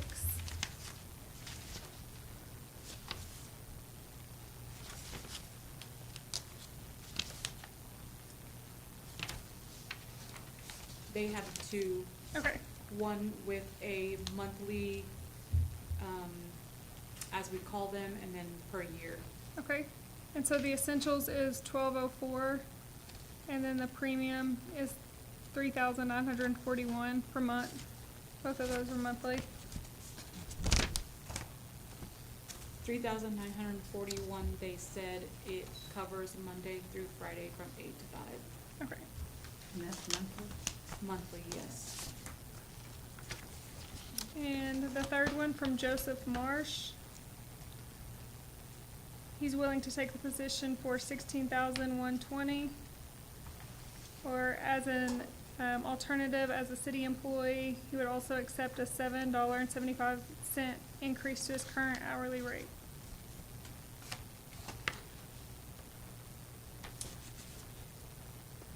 Okay. What do we need to do next, Corey? Discuss the bids. Okay. Do we wanna give them the opportunity to speak on behalf of their bid? Since we've got two of them here, the Ionics guys, they've already came and spoke, but. That's up to y'all. Y'all can if you want to. Yeah, if you guys have anything you would like to add or say, you're welcome to, right? Can I just say from here? You might come to this just in case, for the YouTube. Yeah. The only thing that I heard when you were going through all three of those is option number 2. They're only said they're available from Monday through Friday, from 8 to 5 or whatever. Mhm. Well, that's not gonna work for the dispatchers, and that's not gonna work for the police at 2 o'clock in the morning.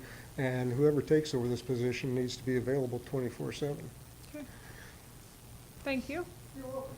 I do agree in that Do you mind? regard. Thank you, Joseph. I was just saying that I do agree in that regard, that you really need somebody who can come in whenever IT problems can crop up at any time, and usually they need to be solved quickly rather than, waiting until whenever someone's available. That's why they have the two bids, right? Because they do, it's the Monday through Friday, but then they also have an on-call And as well. they From what I never said understand. we won't help you past 6 or at 2 or 3 o'clock in the morning. That's Monday to Friday. And they did that estimate at the highest bid because they were not exactly sure of everything that we have. And so that was estimated at its highest, and they said if for some reason we have to call them on a weekend or at night, they'll negotiate, but that was their highest, and that's pretty much all they said to Okay. us after, when they sent the paperwork back to us. Does anybody want to see any of these? I've got them pulled up on my phone. Can you see that Ionic? Which one?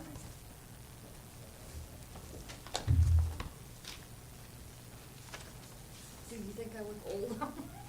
Trying to read them Want me to on my hold them phone. for you? Probably.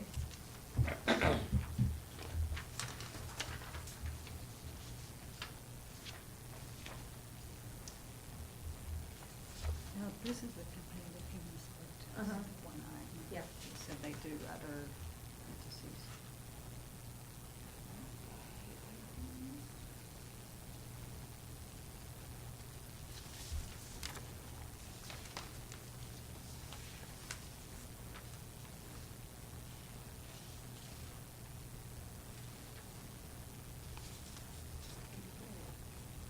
Joseph, would you do this in addition to the library? Yes, I do specify that my taking this position would be contingent on me still working at the library.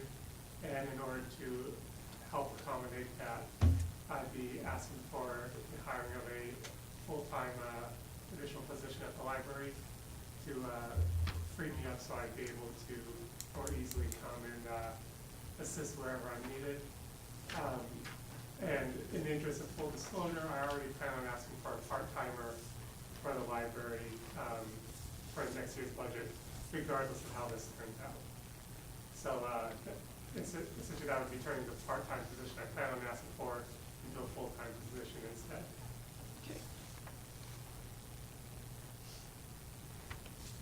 And what would you be asking, like, what would a full-time employee, what would you be asking for financially to employ a full-time employee there? Probably starting at about $10 an hour.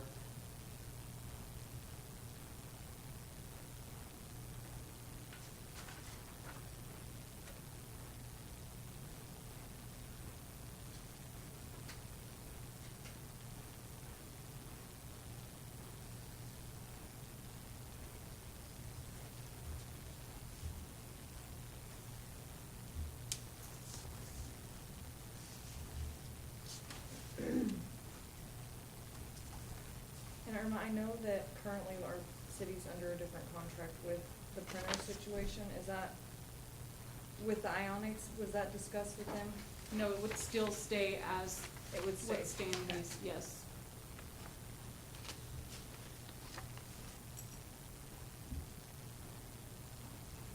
My main issue that I had with the Ionics was the handling of the camera system. They don't handle the cameras in the system.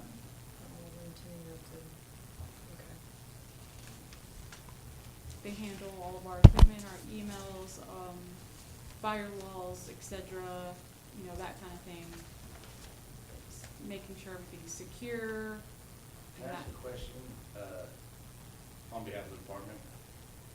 So my experience with Ionics, I won't badmouth anybody, but one of their systems they use is essentially, a wire, they can type, wire. Remote? Remote in, Yes. excuse me. It's a major issue for police departments, because they don't have a ray, or, you know, one person coming in. They give access to an entire place. We don't have background checks for them. They have access to Otis and OLITs. I'm not saying anything about them or their employees, but that gives you a lot extra control of a very secure network that's not supposed to have people accessing it. And when you have a system like that, it's just, they're bigger, sure, they all have employees. When you have that, I don't know who's dialing into my computer to access Otis and see, you know, background information. And that's confidential information. It's supposed to be secured by OSBI. And my experience is that they use a system like that, and so did another police, one police department in our city had, and they literally had to just revamp and rebuild the whole network because it was done incorrectly. And it's not that it's unsecured, it's just not the security that's required by us. He said, and I'm not, the board can go whichever way, I'm happy with whichever way. So I'm not speaking for anyone, on record, I'm not speaking for anyone or to go this way or that way, that way. He did state to the city clerk and they will not dial in just to dial in. They can't do that. They have to sign, we have to sign. Do you want me to go in this system? What is the problem? What's going on? Let me know, and then I'll be there. So they're not gonna just dial in just because they feel like it. I mean, that's a lot of our issues and my complaints right now with IT, with Joseph, with everyone. I want it secure. I want it to work. I want to be able to check my email. I want to have passwords. I want the cameras working. That's all we want. That's it. With Joseph, with Ray, with Ionox, with Joshua, he applied for it. Yeah. I just want to be able to function during the day. That's it. I don't want a problem every time I walk in the door. But the capability is still there for them to sign in. It's called a remote, it's basically remote access. Yeah. Well, And you can even also then, do I- remote desktop. If But it can't works like just most get in. remote access systems, You you'll can also get a put- pop-up asking you Yes. for permission to connect. Yes, Last and a time we were password, using you have to have a remote desk, password, yes. But you can actually ticket, it's just a tick mark, and you don't have to ask permission every time. They use the same program they use. That's why I know I can do that. I don't have to get permission from my mom. Now, if it pops up on my window, you know, hey, so-and-so's logged in, but it doesn't matter if I'm not there to see that. Yeah, I don't work for them, so I can't say any of that, but I I can wish they tell were you here, what. because we could ask those, because they could clear it up, and they just weren't here. That's just from the nerd in the police department asking questions. Joseph, on this, okay, so your bid amount was 16,120 or an additional 775. So this 16,120 is on top of the current salary you make with the library? Yes, Is ma'am. that, okay? That is on top of and the cameras, you'll be able to get the cameras? Yes, we have a lot of cameras at the library too, and I actually installed all those and set them up myself.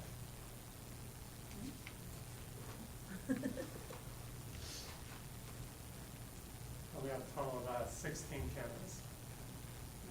Wow, at the library. Yeah. And I also installed 3 cameras at the city hall over here before Ray took in, because when I was first hired, the city was having a falling out with their current IT person. And so for 2 years, they didn't really have an IT person.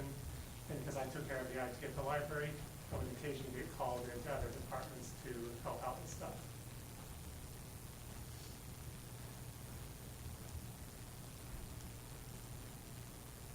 Irma, you've worked through getting these bids and with these guys, do you have a recommendation for us? My recommendation is to, choose the one that's going to be more beneficial for the city. I mean, Ray's has been with us for a long time, and we've went back and forth, and hey, I want this to work, I need it to work, and then I've called Joseph even, and I've said, hey, come and help me, I need this to work, and I'm having problems with this, and my email, and he's helped, and he's done it, and it's worked out, so either one of them, any of the 3. I loved the Inox when they came because they're so professional and so to the point, but I also think it's too much for City Hall. I think it's just too much. They have a lot that their own equipment. They bring in their own this, they do that. They can remote in, you know.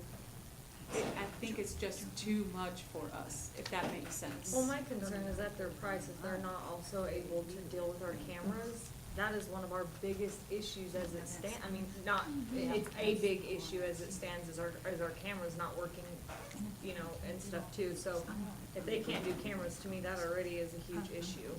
Right. Pick me.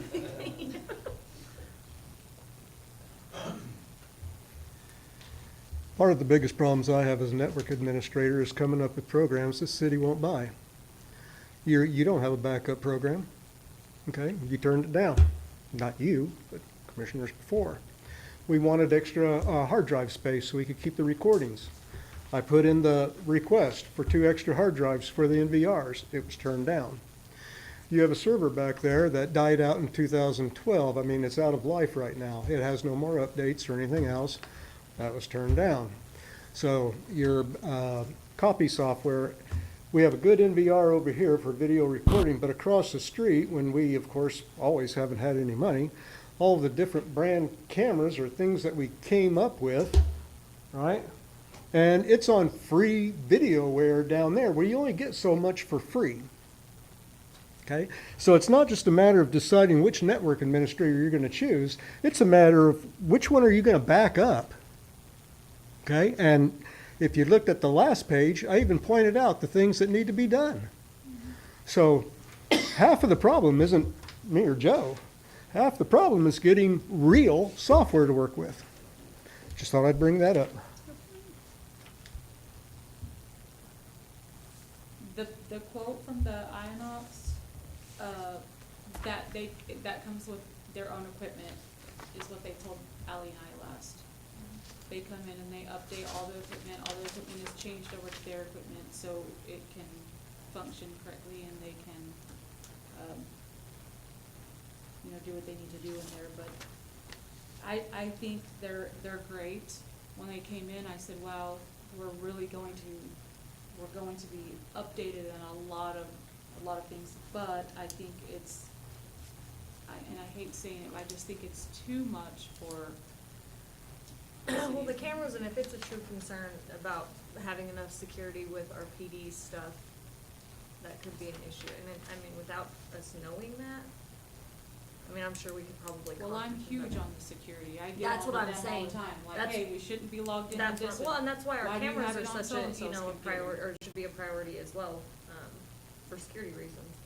So, that would be my biggest concern with going with a company like, I mean, if they can't monitor our cameras and do that, and potentially information with the PD, could jeopardize things, it's a little scary.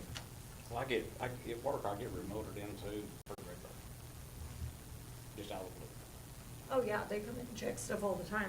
Any big company I've ever worked for does remote access with big companies like that. You've got good and bad qualities to all of it, I mean, you know, but.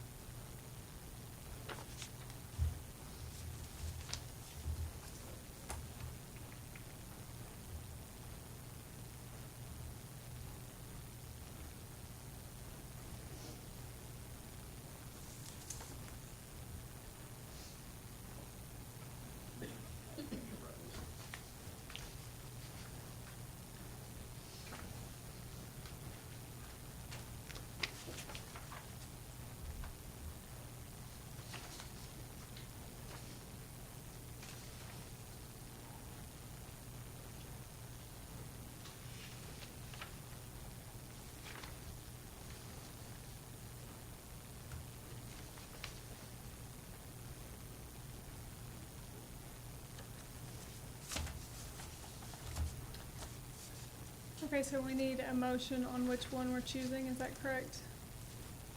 Yes.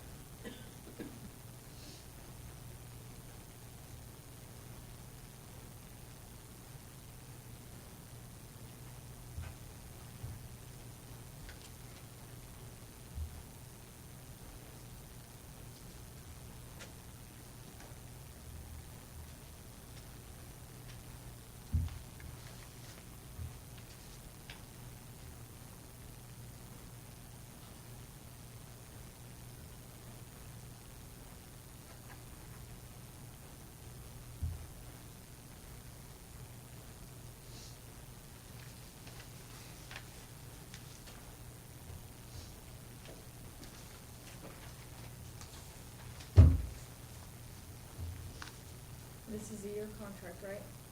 You review these every year as well? Correct.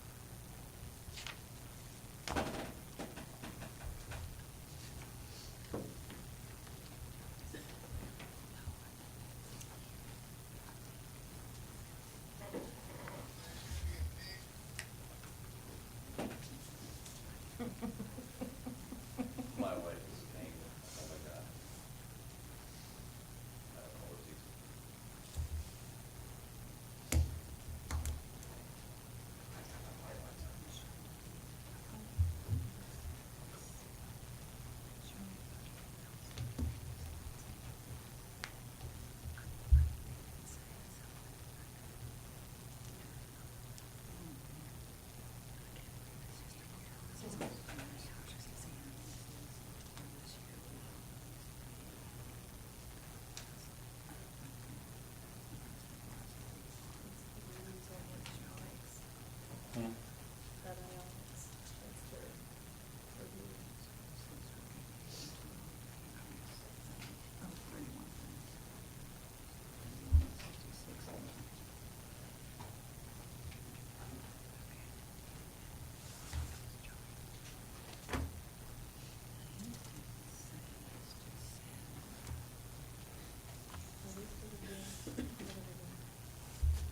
They're doing math.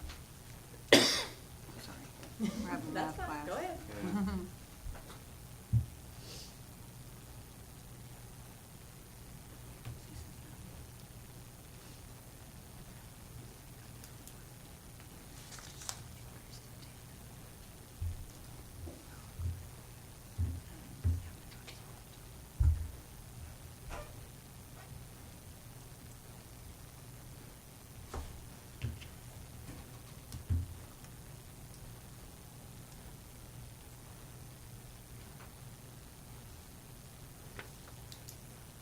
Are you done doing that? Yep, I'm done, sorry. Sorry. I didn't know if you were. I'm done.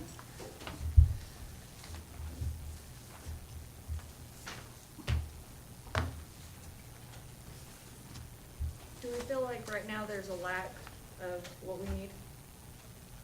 Most of the time, I mean, I know we've had issues with cameras and emails and stuff a lot. Do you feel? And we're, willing to upgrade equipment if need be and things of that nature. Well, I know that some of the things, when I went into the city manager position, I said that the computer was super slow. Ray looked at it, still very slow, and then Ray looked at it again, and then this third time he said something was down or crashed or something, and we needed a new computer. When Inox came, they said, no, it just needs to be cleaned up, and we need, this kind of stuff. I think I talked with Joseph about it also. Joseph said the same, it needs to be cleaned up a little bit. I don't feel like we have a lack of getting Ray here, because we can get him here, we call him, we'll text him. I don't think sometimes that it's the answer, the right, and he knows sometimes where I'm like, I just need to be able to work. We all need to be able to work. And Ray knows whenever I start getting there where I say, I don't know what we've got to do, but it needs to work. I need to be able to get into my email. I need to be able to get things done. If I don't, if I don't get the answer that I'm looking for, I'll ask someone else. Joseph, I'll call him at the library and be like, hey, come and help us. Or we just I've even called Mr. Kendall, and what do we need to do? Because we need to function, so.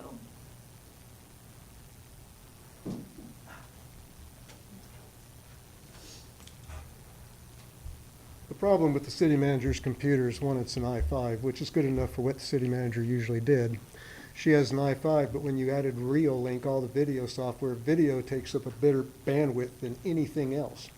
Her hard drive is fragmented. If you go in there right now and go to try to defragment the hard drive, it'll either come up 1 or 2%. So until she gets another computer, I notified her and let her know that every Monday morning I will defrag her computer until we get it ready. Now, when on your emails and things like that, you get one city manager that wants things this way. You get another city manager that wants things that way. Then you get another city manager that wants to switch it around, and it creates a mess.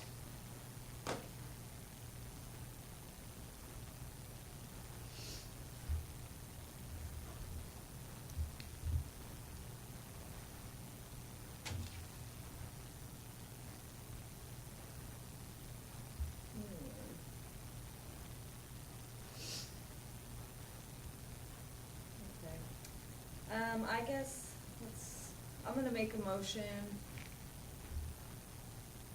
to approve Joseph Marsh's contract for IT. Can I get a second? I'll second. Vote. Huckabee, Yes. McCaslin, Yes. Peterson, Yes. Chapman. Yes. Thank you, guys. Do we have a start date? Start date? As I do not have a contract anymore, here are all the passwords Joe needs to to access everything on this network. All right. Now, there's passwords within there that you can change, you know. This is everything he needs. I only have one thing in my office. I'll go get it. Have a nice day. It was great. We appreciate your time, Ray. Thank you, Ray. Thank you. All right, at this time, we'll move on to staff and board remarks. I guess I don't get to have any. Anybody else? I have none. Okay. A motion to adjourn? See this, yeah, never mind. Okay, I'll make a motion to adjourn. I second it. Now we gotta do the other one. Don't be getting too excited. Come on. All right, moving on to the MUA. Call this meeting to order with a roll call and declaration of quorum. Roll call, please. No, thank you. Huckabee, Here. McCaslin, Sleep. Manasco, Yes. Peterson, Yes, here. Chapman. Here. All right, we have a quorum, the consent agenda. I'll make a motion to approve the consent agenda. A Second. second. Vote. Huckabee, Yes. McCaslin. Yes. Manasco, Yes. Peterson, Yes. Chapman. Yes. All right, any remarks or inquiries by the audience not pertaining to any item on the agenda?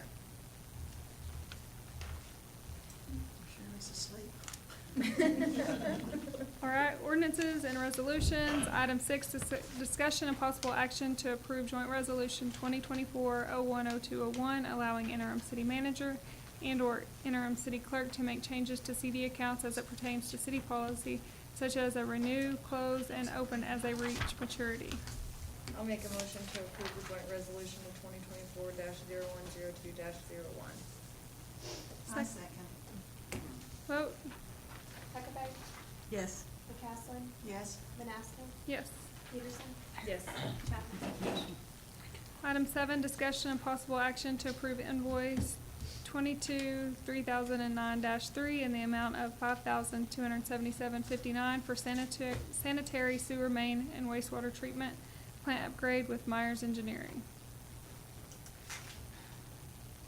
I know, I'm like, golly. Okay, do we have any idea with them, like, how many invoices are we gonna get? I don't know, but Is- we are getting reimbursed for these, so we approve it, we pay it, and then They when it gets reimburse us approved, for they this reimburse portion, us. okay. But We I- have 2 things going on right now with Myers. Right, we have 2 Yeah. projects, so Right. that's why. But the I, lagoons and then the other one, the right? meter Okay. replacement. Yeah, the meter But deal. Shelley has done a really good job of contacting them and saying, hey, we've got this invoice. Are we going to be reimbursed for it? So we are.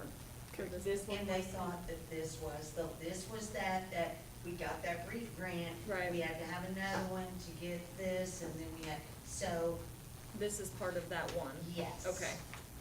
Just check. And Dixie, when you look at the invoice on the far left, that's the contract amount. That's the total that's allotted for it. Then next to that's the percentage amount, and then the next column is bill to date, which is how much is all that's bid billed. Okay.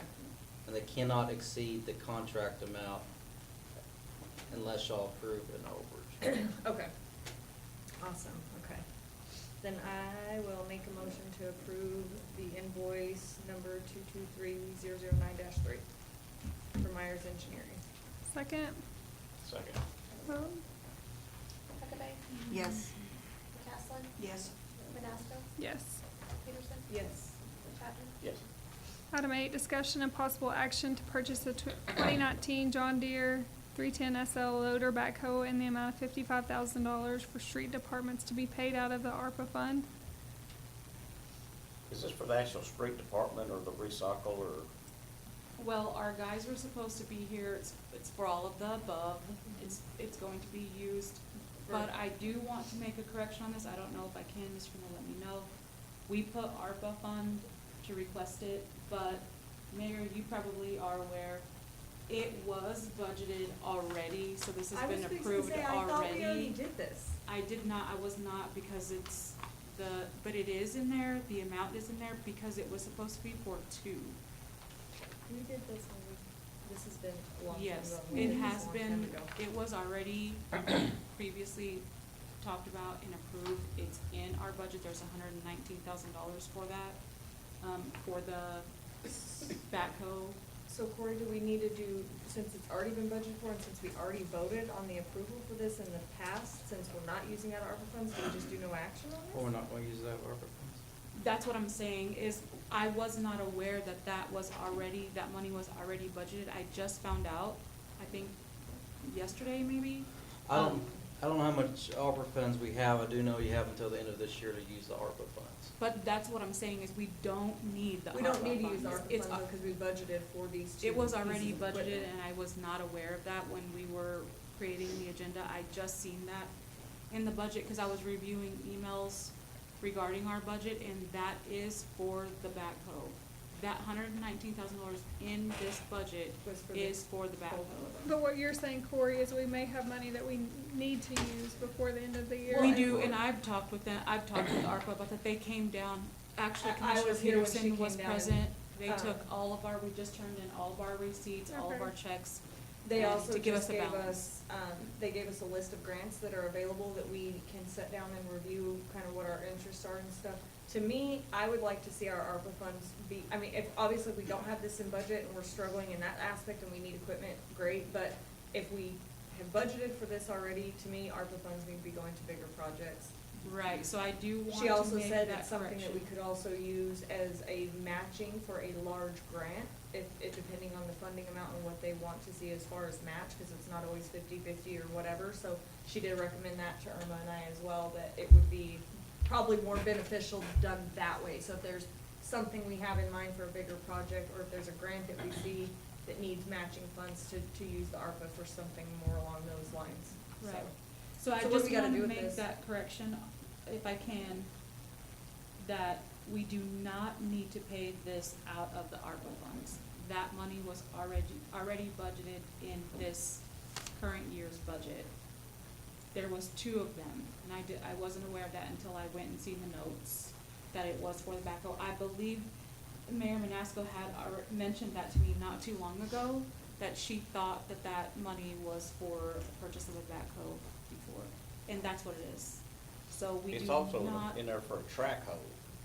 yeah, there was two One big was purchases. $75,000. Yeah, there was Yes. two big pieces of There was two equipment. big purchases, this $119,000 that was approved. So this is one that they needed, and then the other one was, yeah. You can make a motion to purchase it as budgeted instead of using ARPA funds. Okay. All right, I will make a motion to, purchase the 2019 John Deere loader backhoe in the amount of $55,000 using the budgeted amount for this piece of equipment instead of ARPA funds. Second. Vote. Huckabee. Yes. McCaslin? Yes. Manasco? Yes. Peterson? Yes. Chapman? Yes. Item 9, discussion of possible action to surplus vehicles, equipment, and other items that have accumulated over time ranging no less than $1 and no more than $5,000. Funds received from the surplus items will be put in the proper department's budget the items came from. So I will make a motion again to put Irma in charge of either putting them up for bid or, auction, opening the bids immediately. Motion, you gotta declare it surplus first.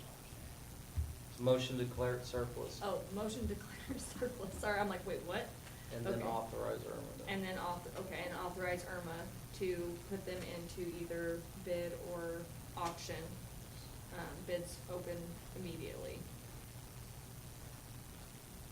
Second. I'll second. Huckabee? Yes. McCaslin? Yes. Manasco? Yes. Peterson? Yes. Chapman? Yes. Item 10, discussion of possible action to enter into executive session to discuss the employment, hiring, appointment, promotion, demotion, disciplining, or resignation of any individual salaried public officer or employee, specifically discuss details regarding the interim city manager in accordance with 25 OS 307B1. I'm gonna make a motion to amend, yeah, for hers, You go in first? amend her Yeah. contract. I'm like, wait, what? Yes. Okay, I'm gonna make a motion to amend I thought you was about to motion to enter, like, you don't need to do that city again. manager's contract. I was like, what? Second. I'll second it. Vote. Huckabee? Yes. McCaslin? Yes. Manasco? Yes. Peterson? Yes. Chapman? Yes. Item 12, discussion and possible action to enter into executive session to discuss the employment, hiring, appointment, promotion, demotion, disciplining, or resignation of any individual salary, public officer, or employee, specifically to discuss details regarding the city attorney in accordance with 25 OS 307B1. Can you repeat that? I cannot. No action? Yes. Okay, moving on to staff and board remarks. If you have something to say, say it quickly. Motion to adjourn. I'll make the motion. I second it. Joseph, congratulations. Yes. Have any questions? Let's talk tomorrow. I'll be here until noon. If anybody needs me, you will because it's late now. But yeah, I'll be here till noon. I'll come in for a little bit till noon. I need signatures. Please, quickly, please. I'm assuming my start date is immediate. I guess so. I guess so. We'll, I know all y'all were just sitting around for me to take the heat. You're good at it. Like I'm just gonna check into this. Coupling and top cut off. Electric over water stuff. Ally, I need to turn that off. Or Mark, sorry. Shut her down, Mark, shut her down. Oh, you don't know.